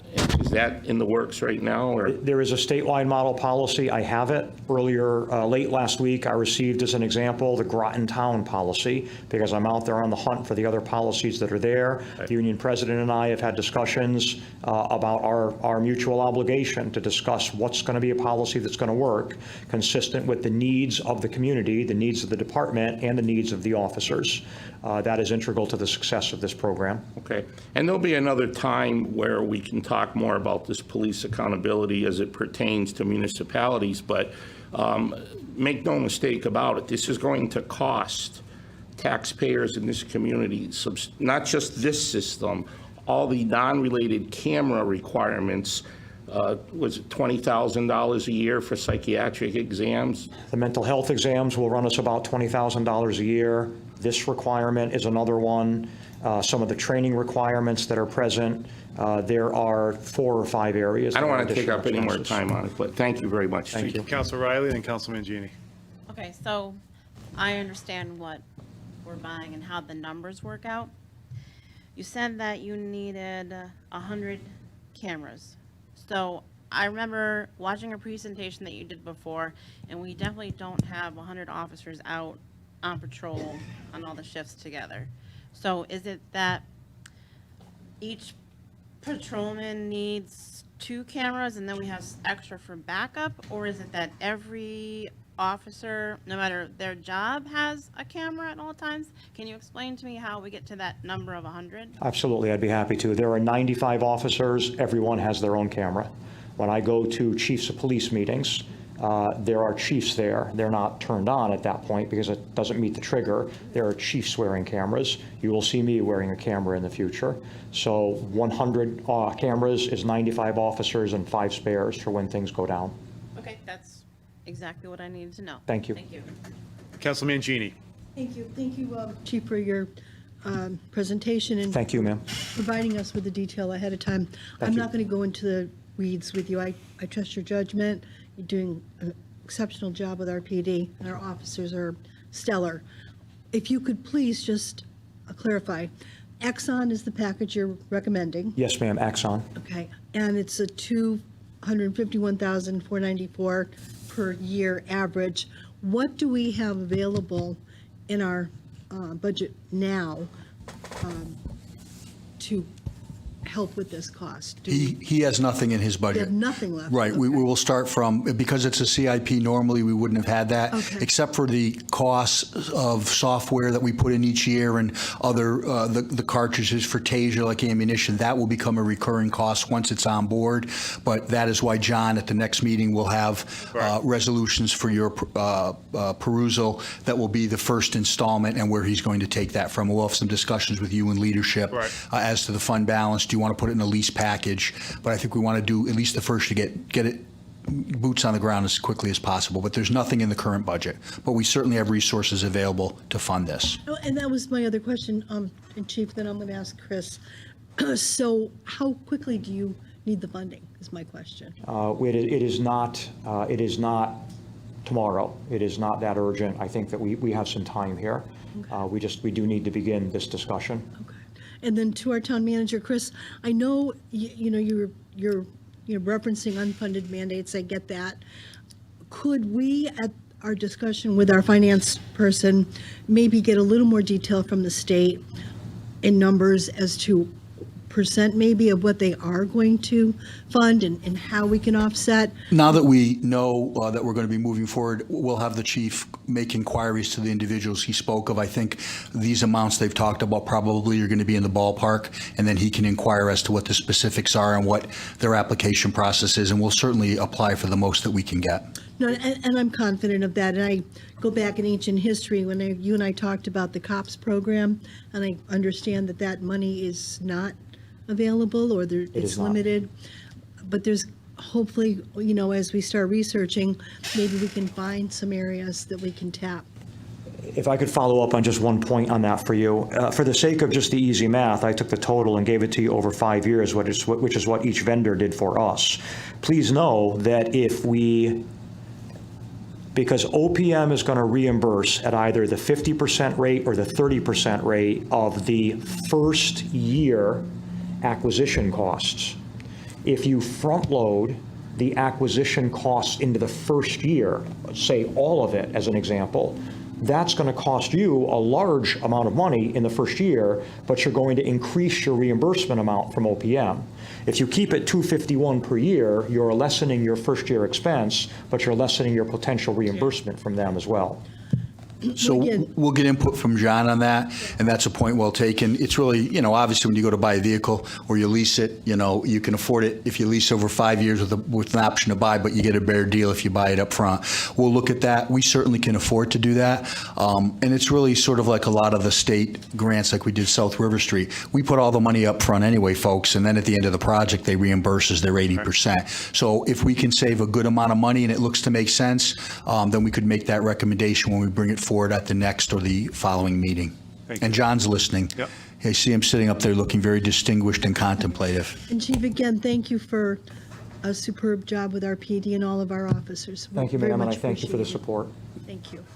So, one would say, anyone on TV, real quick, Councilor Kiner or Deputy Mayor Suzak? Sorry, we're getting late on time. Any questions? Mr. Mayor, can you hear me okay? Do you have a question, sir? Yeah. Go right ahead. Yeah, go ahead. Maybe it's just me, but I am really having difficulty hearing what's going on in this meeting. I do have a hearing impairment, but, I've always been able to hear, on my computer. I am not hearing very much. Everything sounds garbled, and I'm wondering if there's something that could be done to resolve this before we go further into the meeting.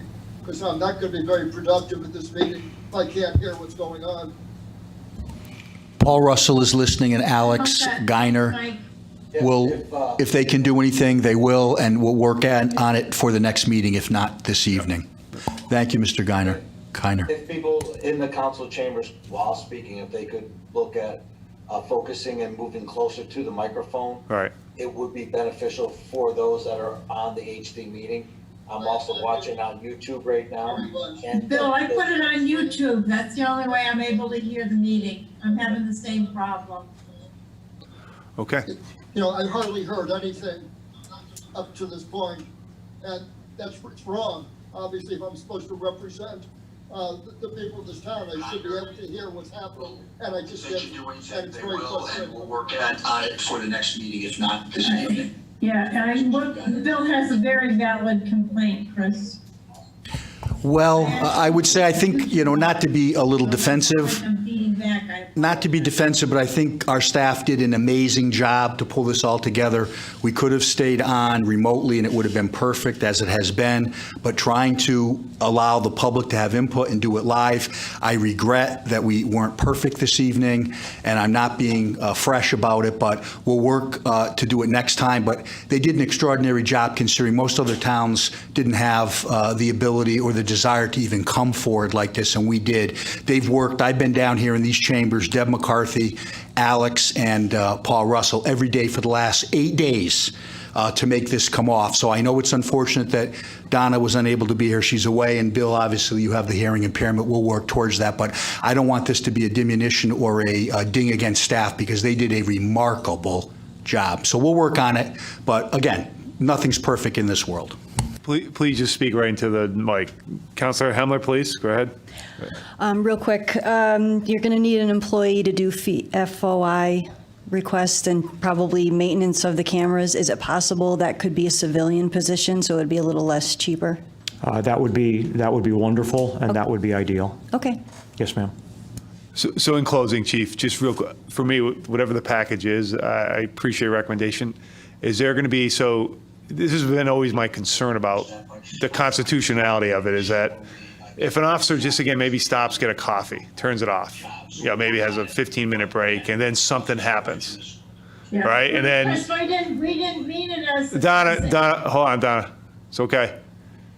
Go on mute. So, and if so, human nature, the first thing maybe on their mind isn't to put their mask on, put their body camera on. Something happens in the process of being human and have a pursuit. Of course, if something happens and that camera isn't on, that's almost as bad as not having a camera, in my opinion. Because right away, someone's going to say, oh, they're hiding something.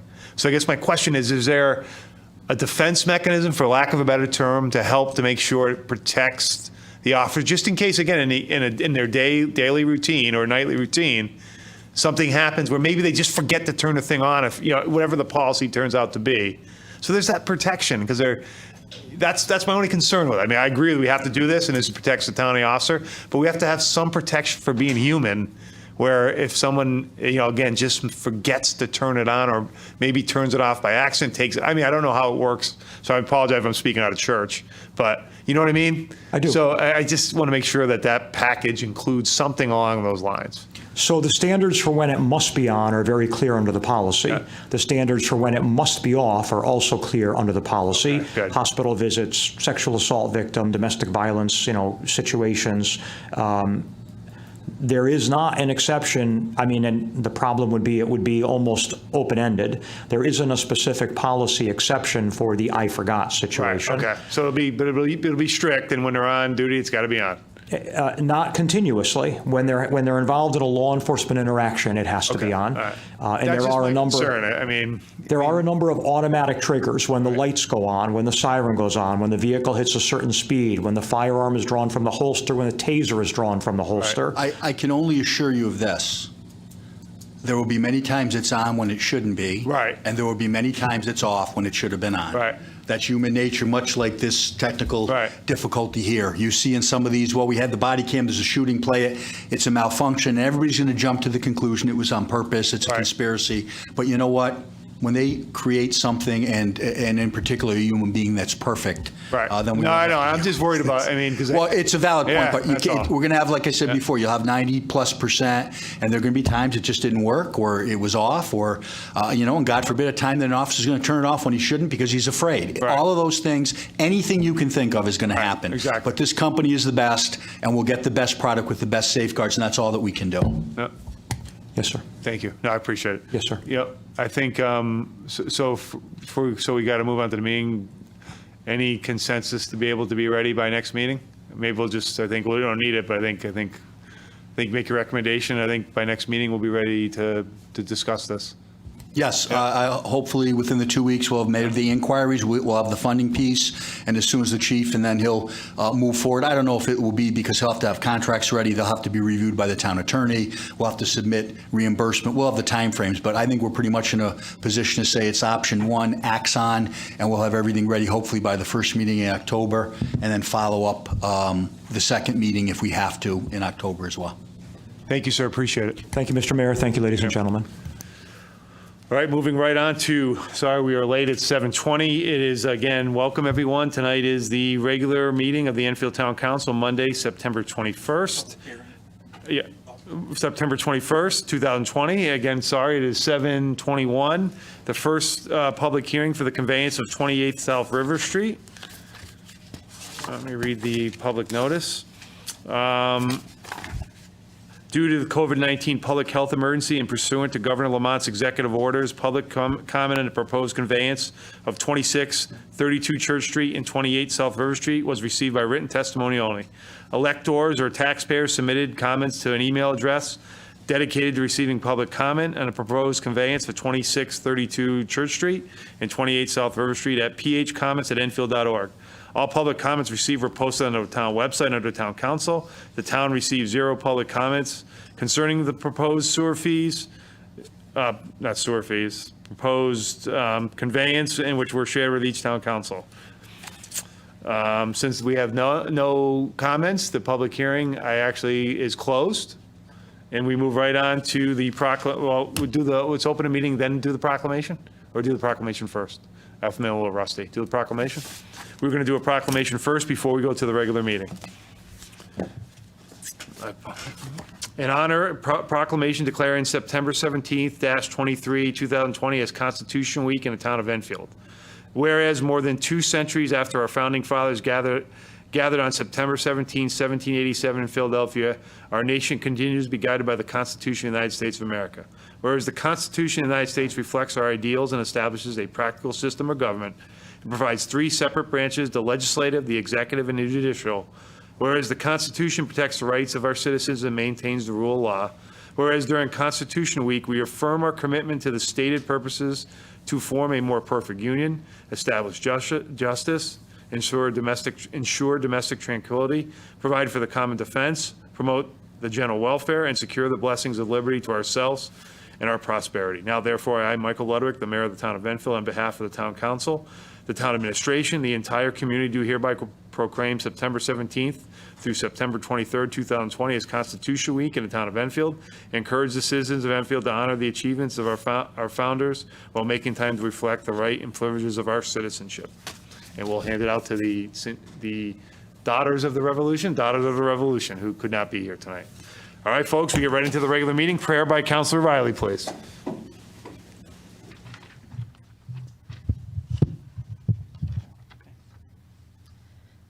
Dear Lord, thank you for every seat that has been filled here today, for each mind and heart that fills this room. Thank you for the opportunity to serve you and others. Give us the direction and humility to work together for the betterment of our community. We pray for your healing and everlasting love for all those that have been affected by COVID-19, for those who have passed due to COVID-19, for those that are unemployed or facing unemployment or the loss of their businesses that they put their all into, for those who are ill, those that are facing intense stress, anxiety, and depression, those who have loved and lost in these uncertain and polarizing times. Let us never forget the many lives lost 19 years ago on September 11th, which still feels like it was just yesterday. Our nation and our world is in need of a lot of healing, and we ask that you give us the strength and wisdom to find small and large ways to bring peace, kindness, and love back to humanity. We pray for you to watch over our first responders, our nurses and healthcare heroes, our teachers and staff, our children, and each other. 2020 has been a trying and a difficult time for most of us. Help us keep hope that in the not too distant future, we can look back, see the lessons that were learned, and find that we emerged together as a renewed people in one human race. Bless this meeting tonight, all those present and watching, as well as the lives that we'll encounter afterwards. Ready us to make every moment count. Amen. Amen. I pledge allegiance to the flag of the United States of America and to the republic for which it stands, one nation, under God, indivisible, with liberty and justice for all. Moving on to item 3, roll call, please, Suzanne. Counselor Riley, Here. Counselor Sferrazzo, Here. Deputy Mayor Suzak,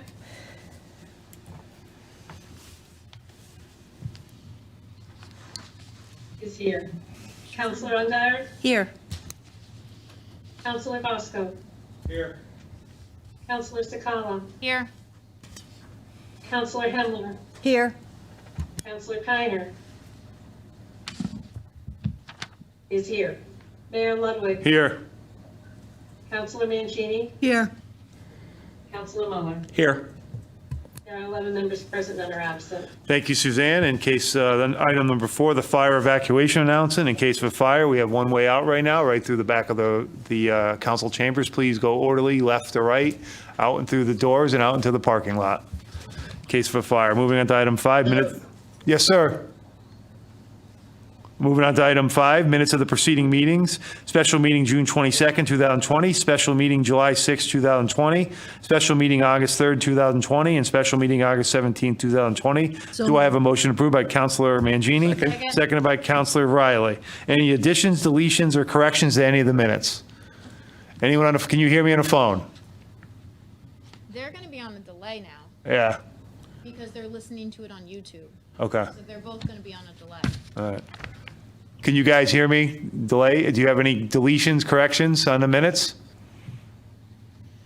All set, Mike. Okay, Councilor Kiner? Hearing none, any questions, deletions, or additions from anyone in the council chambers? Hearing none, by show of hands, all those in favor by raise your hands or say aye. Opposed, abstentions? Delete, we have 11 in favor and 0 against for the minutes, Suzanne. Moving on to item 6, special guests. I don't believe we have any. We already had our meetings. Public, number 7, public communications and petitions. Do we have anyone like to speak for the public? Yeah, can you hear me okay? I can hear you, Bill. Can you hear me? Can you hear? I can hear you. So, can't hear me? I know I'm pretty loud. Can you hear me, Councilor Connor? No? Sorry. We will fix it for next meeting. Moving on to item 7, public communications. Would anyone like to speak for the public at this time? We are at 7:30. We have an hour, and you have allowed one chance to speak for 5 minutes per our new rules.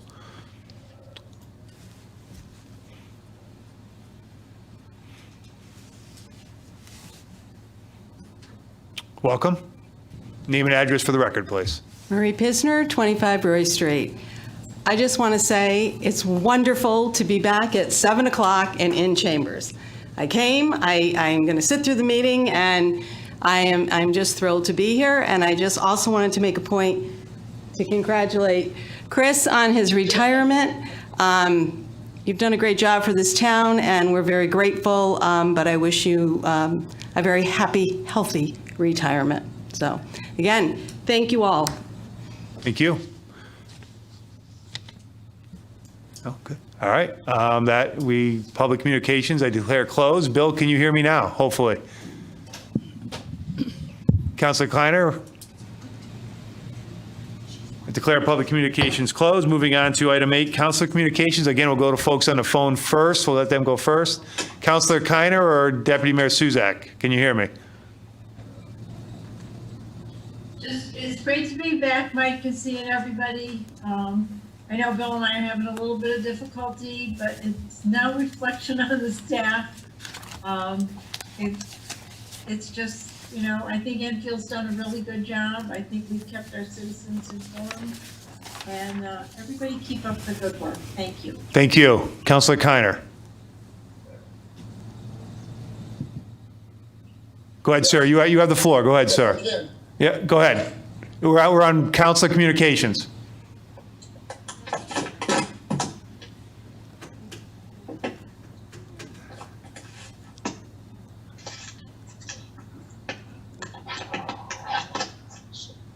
He's on a delay, Mike. All right, and he will come, if he just starts talking, I'll let, anyone in the Councilor Ungar. I just wanted to say I'm really glad to be back in Chambers, and I wanted to compliment Building and Grounds, Chris, Deb, Kasha, everyone for the great job that they did. It looks wonderful. Thank you. Councilor Mangini. Thank you. Yes, I want, Councilor communications, again, we'll go to folks on the phone first. We'll let them go first. Councilor Keiner or Deputy? You were so good, Mike, it was worth it. All set, Mike. Can you hear me, Mr. Mayor? Yes, sir. Can you go right ahead? Yeah, I'm listening to you on YouTube. I can hear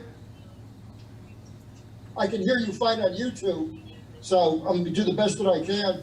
Go right ahead, sir. I understand. Sorry. You got the floor. Thank you. Councilor Keiner. Go ahead, sir. You have the floor. Go ahead, sir. Yeah, go ahead. We're on councilor communications.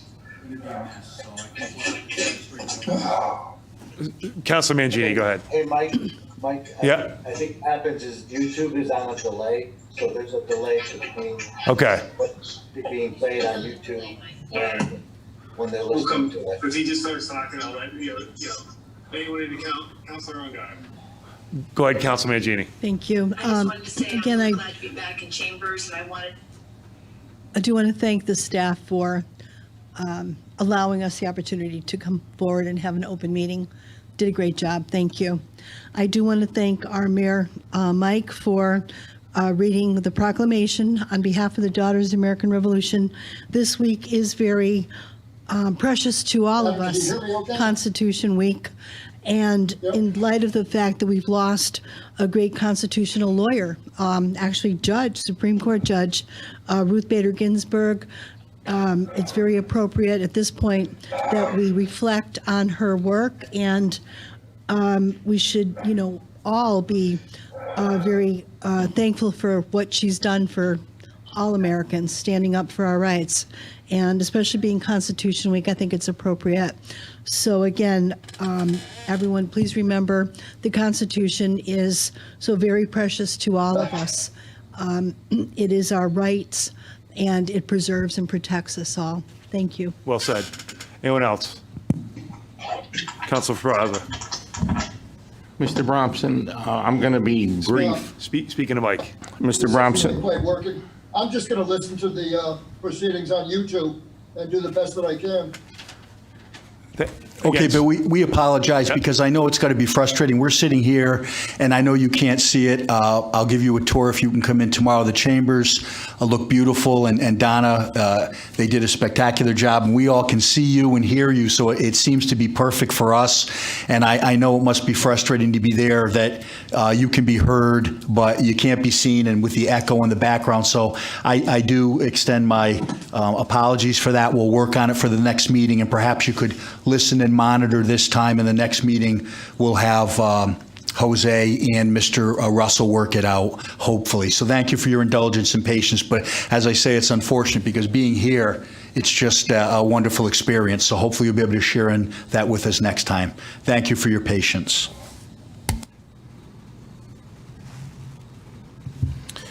So, Mr. Bromson, I'm going to be very brief here, but there's not a person in this room that could have imagined what happened to us this year as a country with this pandemic. This town prevailed as well as any town could have. You had nothing to follow. You had no blueprint to follow. You managed this town. So my thanks go not only to you, but to the town of Enfield staff, all the town workers that did the best they could and did a tremendous job of moving this town forward, and all the accomplishments that we did during that time. But I just think it needs to be said. And again, my thanks as a counselor and as a resident. Thank you. And to the town staff, too.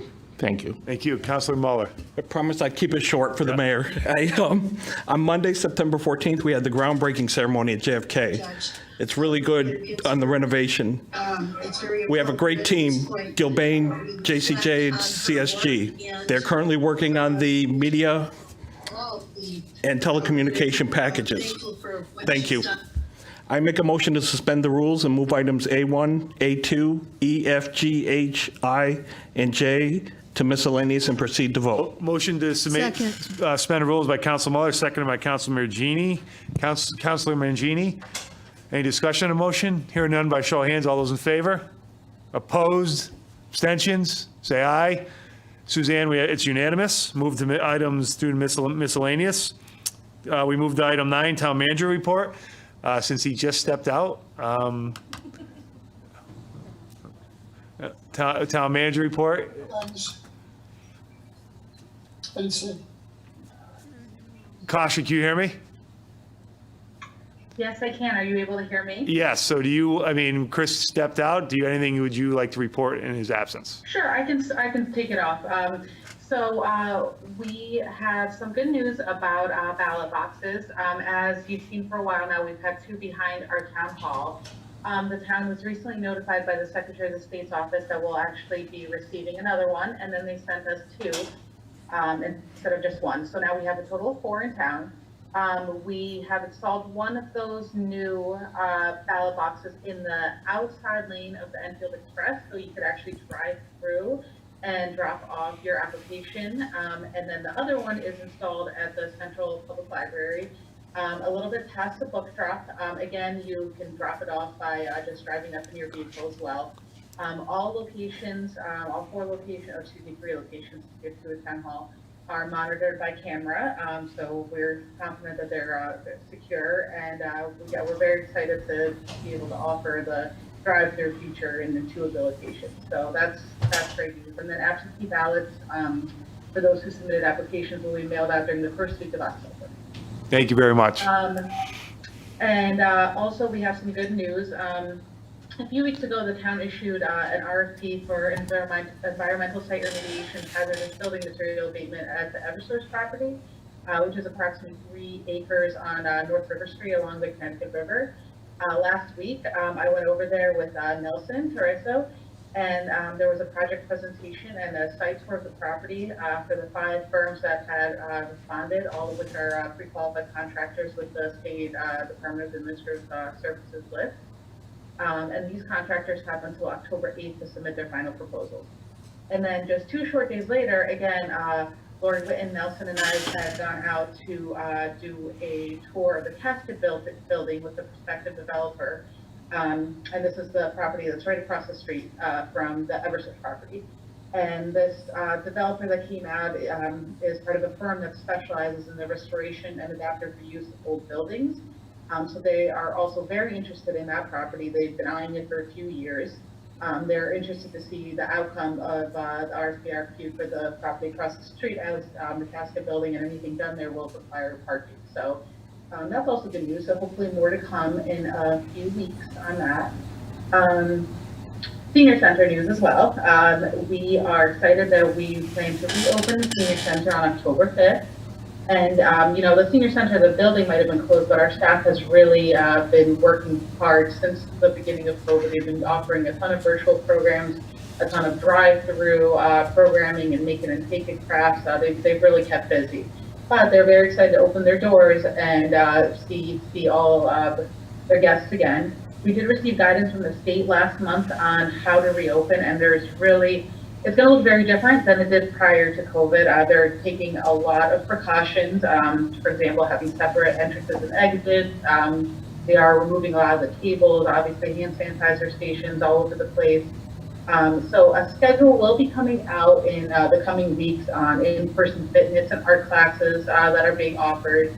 And there will be more details just coming out soon, but October 5th is the date that we're planning to reopen the doors. And I can't tell if Chris is back yet. I am. If he is. You did a heck of a job, so I think he can retire. See that? I trained her well.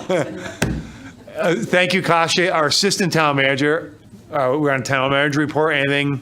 Yes, I talked to IT, and basically what had occurred is when we opened it up to our two outside counselors, basically for them to participate, they're listening to the YouTube, but it's delayed. So it was their contamination, if you will, that was causing the feedback and the sound to bounce back and forth. So they're probably not going to be able to speak, but they can hear us, because otherwise we're going to be getting that feedback to disrupt the meeting. There are only so many different technologies that you can merge. We did Zoom, we did live, we did all of ours, and we can't introduce a time delay with YouTube. We're just not that sophisticated yet.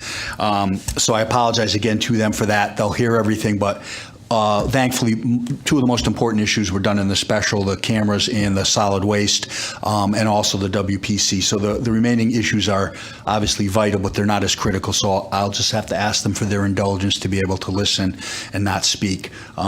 Bill probably would wish that of me, that he could see me, but he wouldn't have to hear me. So I'm joking, Bill.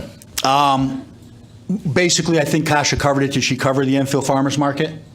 No, that's one thing she did not. Good. Left that for you. She saved the best for me, the icing on the cake. You know, I have to tell you, to follow up on Carl Sferrazza's remarks, you know, I'm really only like a coach. And, you know, you can be the greatest coach in the world, but if you don't have the greatest team, you don't go to the Super Bowl. And this town has the greatest team, from every single employee that we have that are so dedicated and professional to all of the directors that we have. You know, they made, I'm doing evaluations, and I asked them, you know, sort of to critique and give me all of the different points of the things, the innovations that they were responsible for over the last 6 months. It's astounding. I'm going to share that at the appropriate time with the council. For our residents at home, I want them to go on. We did a presentation when we weren't visual, town manager's report, just for all of the things that we did during February, March, and April. And I'd like to say, it's no aspersion on the state or federal government, but many of those governmental agencies are not yet back to work. Some started today. Not only did all of our essential workers in town hall come to work throughout the pandemic, but we reopened at the earliest date the governor allowed, May 20th. So we've been back to work for May, June, July, August, September. And I don't fault the state for that, but I'm saying we never missed a beat. And a lot of the economic development we're experiencing, the growth in the building, is a result of that. But you have, and I tell you, the proudest legacy for me is the incredible directors, the deputy directors, our supervisors, and each and every other line employee of this town. They are second to none, and they did not let the residents down, so I want you to know that. Part of that is we were planning things before the pandemic. The farmers market was old and antiquated. It needed a facelift. So last year, before the pandemic, we put a working group together to say, hey, how can we revitalize this? This is a vibrant, exciting town. How could a farmers market not be a success? We started with that premise. So we looked at it. We said we're going to do it on the weekend. We got Connie Preventure, who's a proven quantity with putting food and people together. So I knew she would be a perfect fit.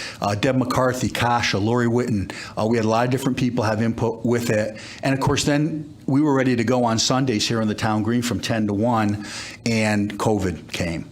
We never gave up. We were hopeful that the governor would give us a exemption for markets, and he did. Everybody else canceled. Probably appropriately, we never did. We had to really work hard. All of us were out there talking to vendors and people and that we knew that had food or farms or crafts to come, and we cobbled together about 25 that said they would come when we opened July 29th. Well, lo and behold, they all came. Each and every Sunday since then, it's grown. Last Sunday, we had 65 vendors. Yesterday, we had 80. I have no doubt if we had a little more time, we'd have 100. I think it's by far one of the largest, most successful farmer regional markets in the whole Northeast. We really, the staff has outdone itself, but also because we followed all the guidelines, we did it the right way. And I thank our residents and our neighbors and people who came from all the surrounding towns.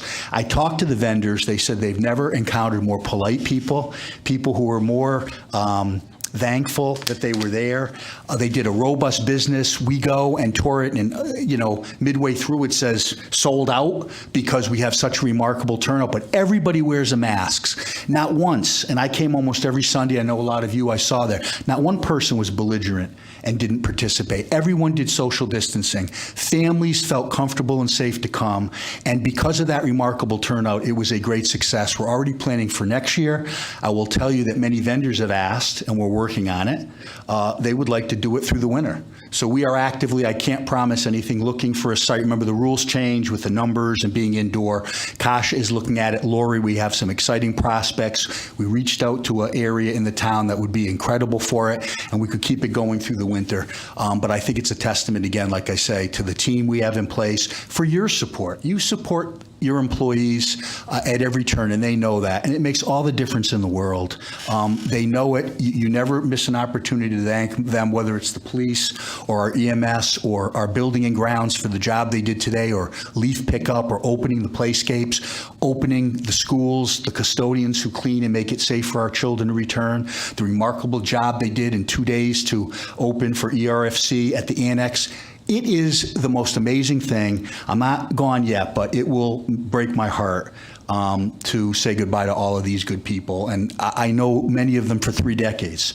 And I'm glad they're going to be here to carry on the good work. And I just wanted to remark on the market. And I will tell you, we're also trying to get some things in place. Even the garden plots that we doubled, sold out, waiting list. We're looking for some other areas in town that would be conducive, and anybody out there who would like one near their neighborhood and there's water available and some town property or not, we're going to try to get that in place for next year, because what a great thing that people had an opportunity to get out, to turn the earth, to grow some vegetables and flowers, and see the fruit of their labors over the summer. It's a beautiful thing. I think one thing, and that would be a great legacy, I think it'd be nice if we had more garden plots in the town than anybody else in Connecticut. I think it would be a wonderful thing. Unless you have anything else that I missed? Sounds like a good contract extension discussion right there. Thank you. Councilor Ungary. I just have one question. Is it permissible for our counselors online, if they had a pertinent question or comment, that they could possibly text Counselor Ludwig or Sure. Counselor Mangini? That's if a they had great something idea. pertinent? That's wonderful. They wanted Maybe to Bill express- could, if he has Cindy or Gina's, and if Donna has yours or the mayor's, that would be a wonderful way for them to communicate. Thank you for the suggestion. Any other questions for the town manager? I do. I just had one quick thing. Chris, you're an exceptional leader. That's what makes a difference, that they want to follow you, and, that makes the whole difference as well. Thank you. Anyone else? Thank you, sir. Moving on to the town attorney report, item number 10. Attorney Talberg, how you doing? Good evening, Mr. Mayor, members of the council. Can you see and hear me all right? We sure can. Well, I'm pleased to report that I can hear you as well, although I can't see you. And on a high note then. But more seriously, the town attorney's office has been exceedingly busy. I don't want to say there's a deluge of legal requests, but there's just literally a nonstop stream of legal questions that come through the office. Many of the items you see on the agenda pass through our office, but we do our work quietly behind the scenes. And in order to preserve the attorney-client privilege, the more complicated legal matters are not fit for discussion here tonight. So unless you have any questions, legal questions, there's really nothing to publicly report from my office. Thank you, sir. Any questions for the town attorney? Hearing none, we move on to item 11, report of any special committees. None. We move on to old business. Oh, Mike, I have a report. oh, go ahead. Okay, the phase 3 of the Henry Varner roof went forward in August, and they completed the roof before school started. They're now finishing up some of the trim and the chimney, and so we're pretty pleased that the existing original building, all that roofing has been done at the Henry Varner School, and we're looking forward to presenting to the council the second meeting in October, the master plan as we saw it as it evolves, as it keeps changing. So thank you very much, and I want to thank everybody on the committee who met the second and fourth Thursday of the month all through COVID. And we met, I believe, every week in August to get the roof done. So thank you, everybody, and it's really much appreciated, the commitment. Thank you. Thank you, Donna. Deputy Mayor Suzak. Any other reports, special committees? Moving on to item 12, old business. On page 1, items A, 1, and 2, we have none. Moving to the top of page 2, items 3 through 11, again, we have none. Item B, town manager appointment 1 through 4, I don't believe there are any. Moving on to the top of page 3, again, town manager report appointments 5 through 16, I don't believe there are any. Item C, there are no P&Z commission appointed, council approved. Moving on to new business, item 13. There is item A, consent agenda, we have none. There are no appointments by the town council under new business. There are no appointments on under item C, under the town manager for new business. There's no appointments for P&Z, council approved under item D. Moving on to item 14, items for discussion. Item A, 1 and 2 has been moved to miscellaneous. Item B, council appointed. Again, there are none. Item C, appointments by the town manager. Again, there are none. Item D, P&Z commission appointed, council approved. Again, there are none. Items E, F, G, H, I, and J all have been moved to miscellaneous. We move to item 16, again, miscellaneous, and I apologize. Let me get right to the items A1 and A2. Again, on the consent agenda, resolution authorizing the town manager to sign school readiness grant to be submitted to the Connecticut Office of Early Childhood. And the other consent agenda is resolution authorizing the town manager to sign a grant application with the Department of Energy Services. Is there any discussion on the consent agenda? If not, by a show of hands, all those in favor of approving the consent agenda, or say aye. Those approved. We have 11 in favor, 0 against. Suzanne, on the consent agenda. Moving on to item E. Be right there. Okay. Item E, discussion resolution under miscellaneous of a resolution authorizing the town manager to sign a real estate purchase contract on behalf of the town of Enfield for the sale of 28 South River Street. Whereas the town of Enfield owns a property known as 28 South River Street, and whereas pursuant to Connecticut General Statute 8-24, the Planning and Zoning Commission at its July 9, 2020 meeting made a favorable recommendation to sell the property, whereas pursuant to Connecticut General Statute 7-163E, the town council held a public hearing on September 21st, 2020 regarding the proposed sale of the property. And whereas the town listed the property for sale, now therefore be it resolved, the town manager or his designee is authorized to sign the real estate purchase contract on behalf of the town of Enfield for the sale of 28 South River Street to South River Realty LLC. Be it further resolved, the town manager or his designee is authorized to sign all documents, including the deed, on behalf of the town of Enfield pertaining to the sale of the property to South River Street LLC, subject to review and approval by the town attorney, submitted on September 11, 2020 by our Office of Community Development. So moved. By Councilor Muller, Second. seconded by Councilor Riley. Pretty straightforward. I don't know, Chris, any comments? Just quickly, because he's been sitting there patiently, Nelson Teresio has shepherded this through. Again, it's another success story. It's another remarkable start to finish that has been in the making from blight and having, I would say, aggressive enforcement of 3 blighted properties to the point where we actually took them, foreclosed, went through that action. Actually, this summer, despite COVID, had them demolished, and then put the property on the market, and it has now sold and will be restored. And I'd like Nelson to give you the plans of the buyer, give you the price, because again, it's a remarkable turnaround. And one day at the farmer's market, a family came up to me from that neighborhood and said, "Thank you and the council for doing this for our neighborhood. It was an eyesore. It was a terrible thing to walk by. And now it's cleared, and we have, great hopes for a nice home or homes being placed there." So again, we didn't stop working. Nelson? Nelson, just name and title, sir. Go right ahead. Sure. Nelson Teresio, Deputy Director of Economic and Community Development, Town of Enfield. Yeah, I'm happy to report that we've received an offer for the purchase of 28 South River Street for $99,900 full asking price. The South River Realty LLC, one of the owners, actually lives on South River Street. He has a vested interest in acquiring the property. He actually owns, this will be the 7th property he's acquired in that neighborhood. He currently lives on South River Street and is landlord to all the other properties. He's looking ultimately to redevelop the site long-term, could be a multifamily, could look at potentially in the future joining some of these lots. If there is a infield train station, maybe look at more intense use of infield development. So at this point, he's just looking at this for a real estate investment, but he's looking at long-term redevelopment of the site.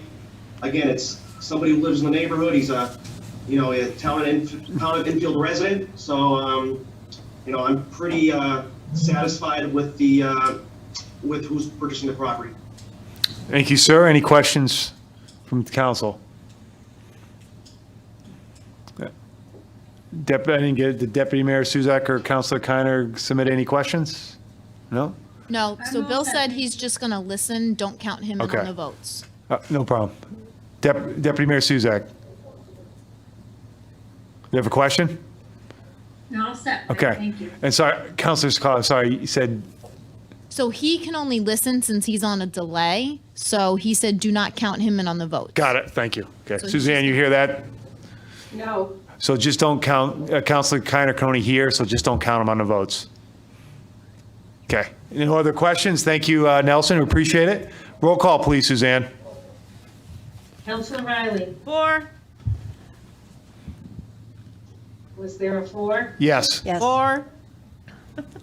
Counselor Sarrazin, 4. Deputy Mayor Suzak, 4. Counselor Ungary, 4. Counselor Bosco, 4. Counselor Sakala, 4. Counselor Hedler, 4. Mayor Ludwig, 4. Counselor Mangini, Abstain. Counselor Muller.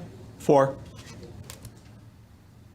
There's 9 in favor, none against, and 1 abstention. Thank you, Suzanne. Moving on to item F, under miscellaneous, discussion resolution authorizing the town manager to sign an assistance agreement with the state of Connecticut acting by the Department of Economic Development. Whereas this town and the state of Connecticut acting by the Department of Economic and Community Development will enter an assistance agreement whereby the state hereby agrees to provide federal assistance to the applicant for the project in the form of a historic preservation and enhancement grant in the amount of not to exceed $20,000. Now therefore be it resolved, the Enfield Town Council authorizes the town manager to sign the assistance agreement with the state of Connecticut, acting by the Department of Economic and Community Development, submitted by Nelson Tereso, Director of Economic and Community Development, on September 1st, 2020. So moved. By Councilor Muller, Second. canceled by Councilor Riley.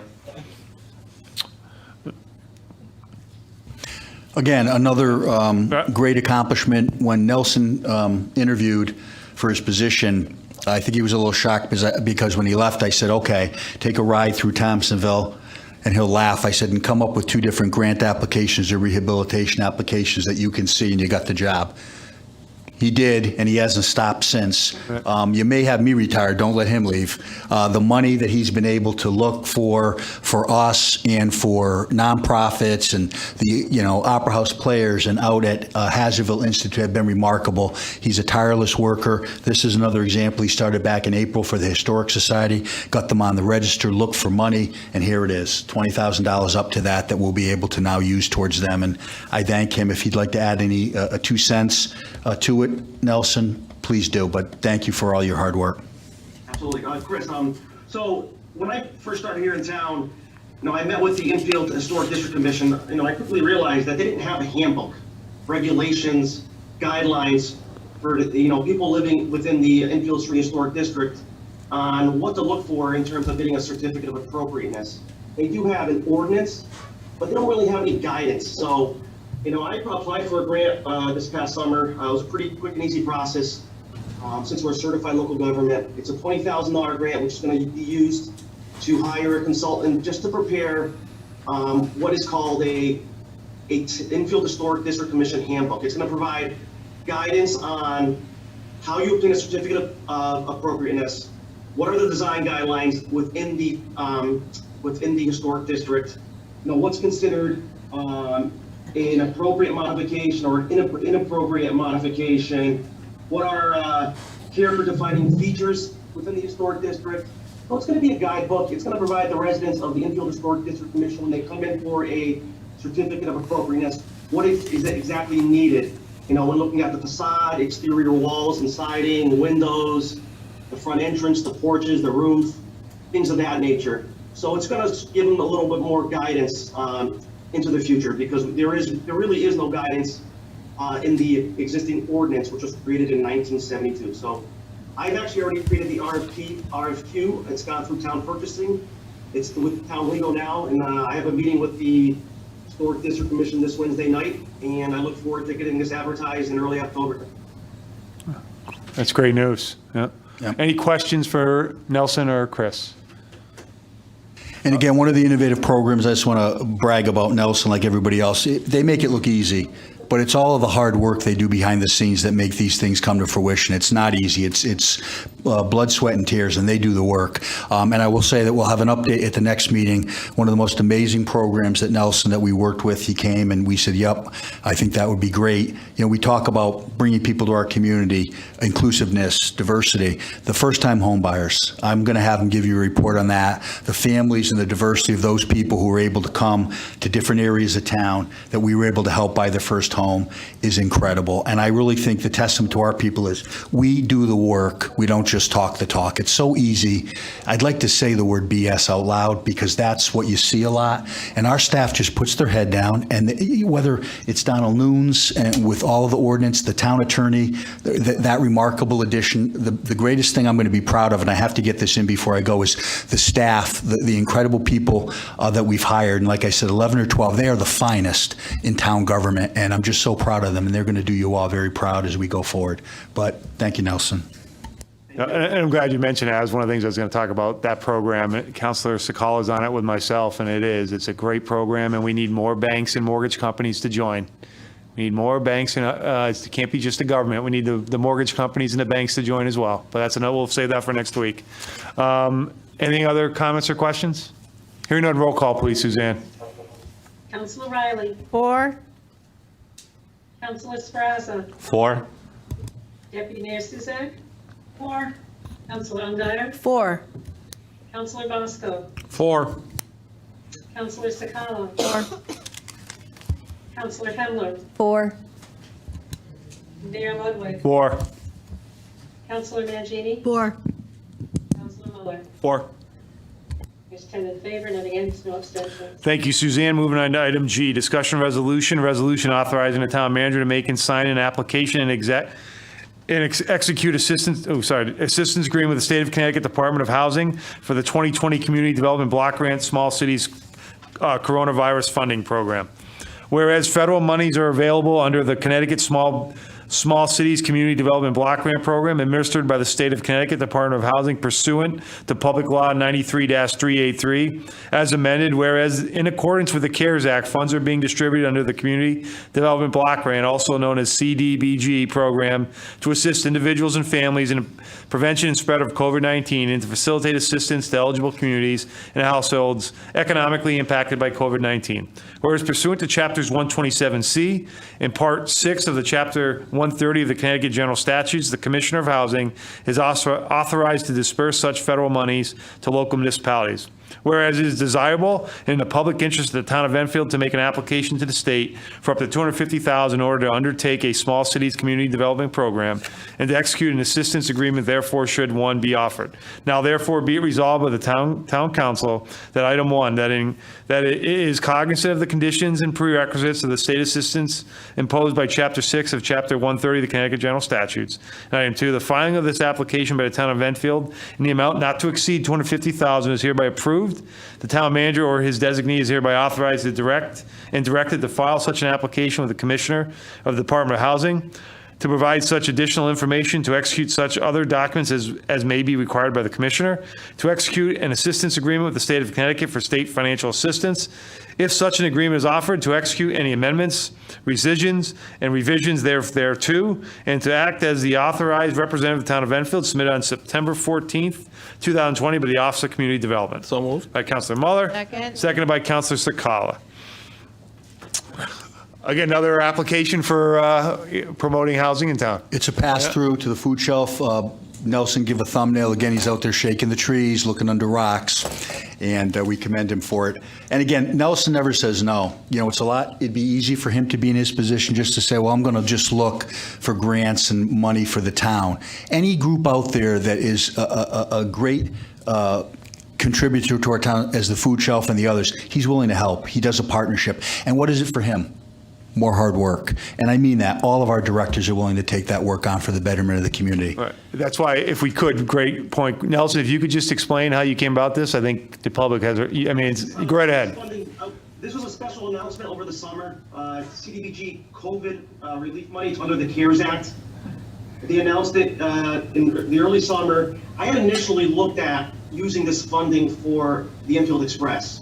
Now, we had talked to the state regarding our Enfield Express grand opening. We had the governor out here. We had told them that, the Enfield Express provides a safe, convenient, contactless, drive-through service in response to COVID. Now, at the end of the day, the state came back to us and said, well, it's more of a government service, not really a public service to the overall community. So I started looking at other avenues because, this funding, the deadline is actually this Thursday on the application. And a few weeks ago, I spoke with the executive director of the Enfield Food Shelf, and it's pretty remarkable that they've been open for their 1,878 customers over this past year. And they've had some serious hurdles. They've have about 55% food donation shortage this year from their major, for the rescue retail program. And we're talking about Target, Aldi, Stop and Shop, ShopRite, Big Wise, Costco, Walmart. They're at 55% at where they were last year in terms of donations. And fundraising, 0 this year. All their activities have been canceled due to COVID. And when you look at, all the hurdles they have to face in terms of, PPEs and outdoor distribution and hand sanitation and you name it, buying equipment, tents, they're at a real shortfall. So I worked with Kathleen, the executive director of the Food Shelf, on creating a budget, preparing a project narrative, and we've come up with a $213,000 ask from the state to support them for the next, it's a 6-month look back period up until March of this past year, and then 6 months into the future. So it's a year budget. It's for $213,000. I'm also getting a letter of support from Congressman Courtney's office as part of the application. And I'll be, with your approval tonight, I'll be submitting it to the state on Thursday for approval. I'm hoping for a quick turnaround. Thank you, sir. Again, I want folks to hear the kind of the backstory, so thank you very much. Any questions or comments from anyone? Councilor Mangini. Yeah, thank you. Again, to just support what, Nelson just said, the food shelf is certainly hurting right now very badly, and this resolution certainly will help at least get them moving forward a little bit. And Nelson, thank you for your hard work on behalf of the food shelf. I had a conversation with Kathleen the other day, and I had no idea how this COVID-19 has actually so adversely affected that group. So I'm hoping this will help them a little bit. Thank you. Anyone else? Hearing none, roll call, please, Suzanne. Counselor Riley. 4. Counselor Srazza. 4. Deputy Mayor Suzak. 4. Counselor Ungary. 4. Counselor Bosco. 4. Counselor Sakala. 4. Counselor Hemler. 4. Mayor Ludwig. 4. Counselor Mancini. 4. Counselor Muller. 4. There's 10 in favor, none against, and no abstention. Thank you, Suzanne. Moving on to item H, discussion resolution under miscellaneous, resolution suspending the facility use policy and use of town-owned buildings. Whereas the Town Council and the Board of Education adopt a facility use policy for the use of the schools and the town-owned facilities July 7, 2008. And whereas due to the COVID-19 pandemic, the town of Enfield wishes to limit the use of town-owned buildings to ensure the safety of our staff and our students. Now therefore be it resolved, due to the COVID-19 pandemic, the town council hereby suspends the facility use policy and use of town-owned buildings until further notice for all outside agencies, submitted by Kasha Purcello, our assistant town manager, on September 10th, 2020. So moved. By Councilor Muller, Second. seconded by Councilor Sakala. So I know you sent an email out, everyone. Did. So- Just an overview, like anything else, I think Enfield is a leader in many areas, but we also take the pulse of surrounding communities to see what our peers are doing. We've done that throughout COVID. We've been part of working groups with all of the area towns, with the public health, the 9 towns that comprise that. We have a working group with the school department, Mr. Drezek, on reopening. We met again this morning every week. We like to do that just to make sure we're in sync. Even though we are bold in some areas, we never want to be reckless or completely out of line with what I think the prevailing wisdom is, especially with all the conflicting information we get from the governor's orders. As Jim Talberg will tell you, I think he showed us the other day, he has a stack this high. I think we're on Governor Executive Order XX 5,360,000, and sometimes A doesn't match G or L or Q, and he's helped been our interpreter. This is one of those things we wanted to check with area towns and get some feedback. We talked to the superintendent, Chris Drezek. He's in accord. While we've done, I think, a very good job, a responsible job, a safe job for our employees and residents in reopening Town Hall, the library, soon to be the senior center, with our outside people wanting to use our facilities, it is an inordinate amount of work, and we've always done it, and we look forward to the day we can do it again. But given the cleaning requirements and the control and just the risk, most all other towns, Kasha is going to address this, are not opening it up. Mark Garr made his recommendation. I asked council, and interestingly, it was pretty much unanimous. People said we should hold off for the safety of everyone involved. So this is suspending the policy of outside groups using the facilities. It will not affect the town or Board of Ed people. Kasha, if you'd like to give a little what your survey revealed and some more information about this. We ask that you favorably act upon it. We'll hold off renting to these outside groups until we think it's prudent to do so. Kasha? Sure, Chris. I had asked Mark Garr to investigate what other towns are doing. He did find that some neighboring towns are doing the same policy where they're just not allowing any outside groups in. And that's really for the safety of the students, the teachers, all the staff in the buildings, even our custodial staff. Because if you think about it, the second we open up, the auditoriums, the cafeterias, gymnasiums, you really have to go in and sanitize everything from top to bottom just to be safe for the students. So this is just prudent and necessary just to keep our students, staff, and everybody safe. And like Chris said, this wouldn't impact any town-sponsored groups, any Board of Education-sponsored groups. It's really for the private groups that rent our facilities and even nonprofits. And it's a difficult decision to make this year, but we have to just keep the safety and health of our staff and students and residents above all. So that's all I have to add at this time, Chris. And again, the Superintendent Drezek is aware of this. They have a meeting tomorrow night, so if we act favorably upon it, we'll forward it to them as well, because we always work in concert with the Board of Ed on mutual issues. Thank you both. Any questions or comments from anyone? Hearing none, roll call, please, Suzanne. Counselor Riley, 4. Counselor Srazza, 4. Deputy Mayor Suzette, 4. Counselor Ungary, 4. Counselor Bosco, 4. Counselor Sakala, 4. Counselor Hemler, 4. Mayor Ludwig, 4. Counselor Mangini. 4. Counselor Mangini, 4. anyone hear her? 4. Says 4. Counselor Muller, 4. there's 10 in favor, none against, and no abstention. Moving on to item, item I under miscellaneous, discussion resolution authorizing the town manager to enter in an agreement with the Capital Region Emergency Services Team.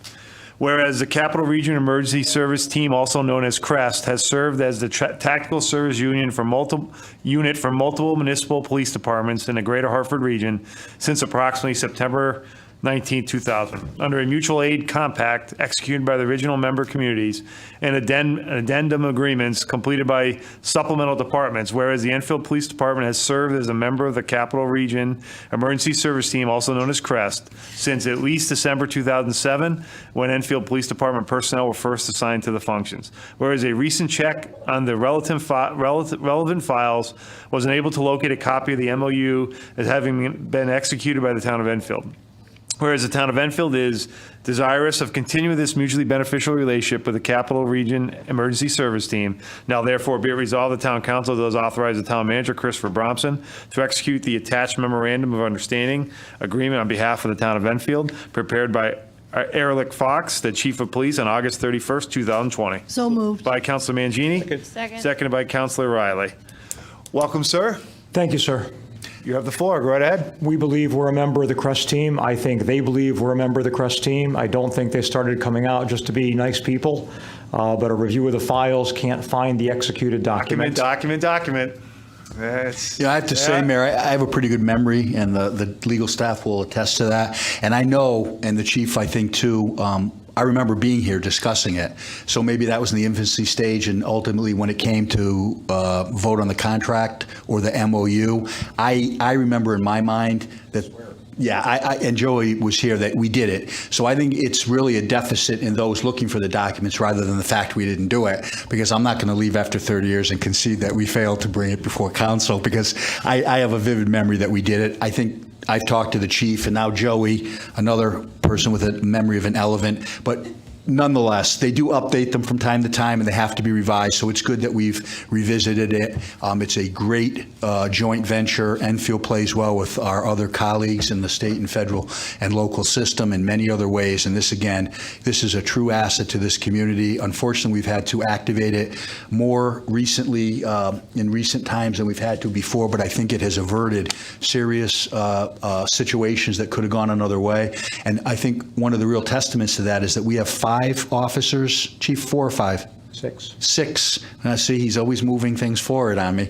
6 officers that are involved. So although we wait for the CREST team to come, we have 6 highly trained officers in this specialty that are usually 1 or 2 or more on duty with the gear, so that they're there already addressing the situation, holding the fort, if you will, until the full CREST team gets here. It's invaluable. It has, I know, saved lives. It will help us in the future, and I leave it to the chief to expound on that, because it's an incredible asset for the police department. Sir, you have the floor. These are the individuals, if the public calls the police, these are the people that the police call. We would be very hard-pressed to perform to the level that we perform at were it not for CREST and Metro Traffic Services and some of these other regional approaches, which is what I believe the residents of the state and certainly the residents of the town look for in terms of providing services with an economy of scale. This document does just that, and it continues the relationship that, as the manager mentioned, we believe we're already in, and I think they believe we're already in it, but for whatever reason, we have a failure on their end and everywhere else on the paperwork. This just continues the relationship at no cost, with no additional expense exposure beyond what you've enjoyed for the last 13 years. Any comments or questions from the council? Make it off the hook easy. I agree. You document, and it's exactly the way to do it. Just if you don't have it, document it. And again, the value of creating partnerships with our neighbors. I mean, it's invaluable. We have them at the local, state, and federal level at this point. Agree. Multiple. Partnerships is, I appreciate it. Hearing no other questions, roll call, please, Suzanne. Councilor Riley. 4. Councilor Srazza. 4. Deputy Mayor Suzak. 4. Councilor Undire. 4. Councilor Bosco. 4. Councilor Sakala. 4. Councilor Hemler. 4. Mayor Ludwig. 4. Councilor Mangini. 4. Councilor Muller. 4. There's 10 in favor and against, no abstentions. Thank you, sir. Appreciate you sticking around. Thank you. Good evening, ladies and gentlemen. Thank you. Moving on to item J, discussion resolution approving a 6-month extension for Beach Road. Whereas the Adult Day Center ceased operations on March 31st, 2020. Whereas the current lease dictates that 6 months from the time the building ceases to operate as an adult day center, the lease shall demolish the building, the leasee shall demolish the building and restore it to its original condition. Whereas September 30th, 2020 will be 6 months past the day the building located on Beach Road ceased existing as the adult day center, and whereas the Enfield Housing Authority and the town of Enfield require a 6-month extension of the contract to further discuss reuse of the building, now therefore be it resolved, the Enfield Town Council approves the attached amendment to the lease prepared by Kasha Purcell, Assistant Town Manager, on August 31st, 2020. So moved. By Councilor Muller. Second. By Councilor Ungary. Mr. Mayor, once again, we have wonderful partners in this town, wonderful neighbors. The Enfield Housing Authority is one of them. Scott Bertrand participated with us on our task force for COVID every week, and we talked and shared concerns, and we were able to help him in circumstances with PPE and other concerns he had. And likewise in this, while technically under the lease, since we discontinued the adult day center there, it should be demolished after 6 months. So he's talked to his board to see if they might have a use for it. They don't at the current time foresee a use. I think, though, we want to extend it. They offered to just keep it status quo for 6 months. Kasha can address it as well. We've spoken to Scott.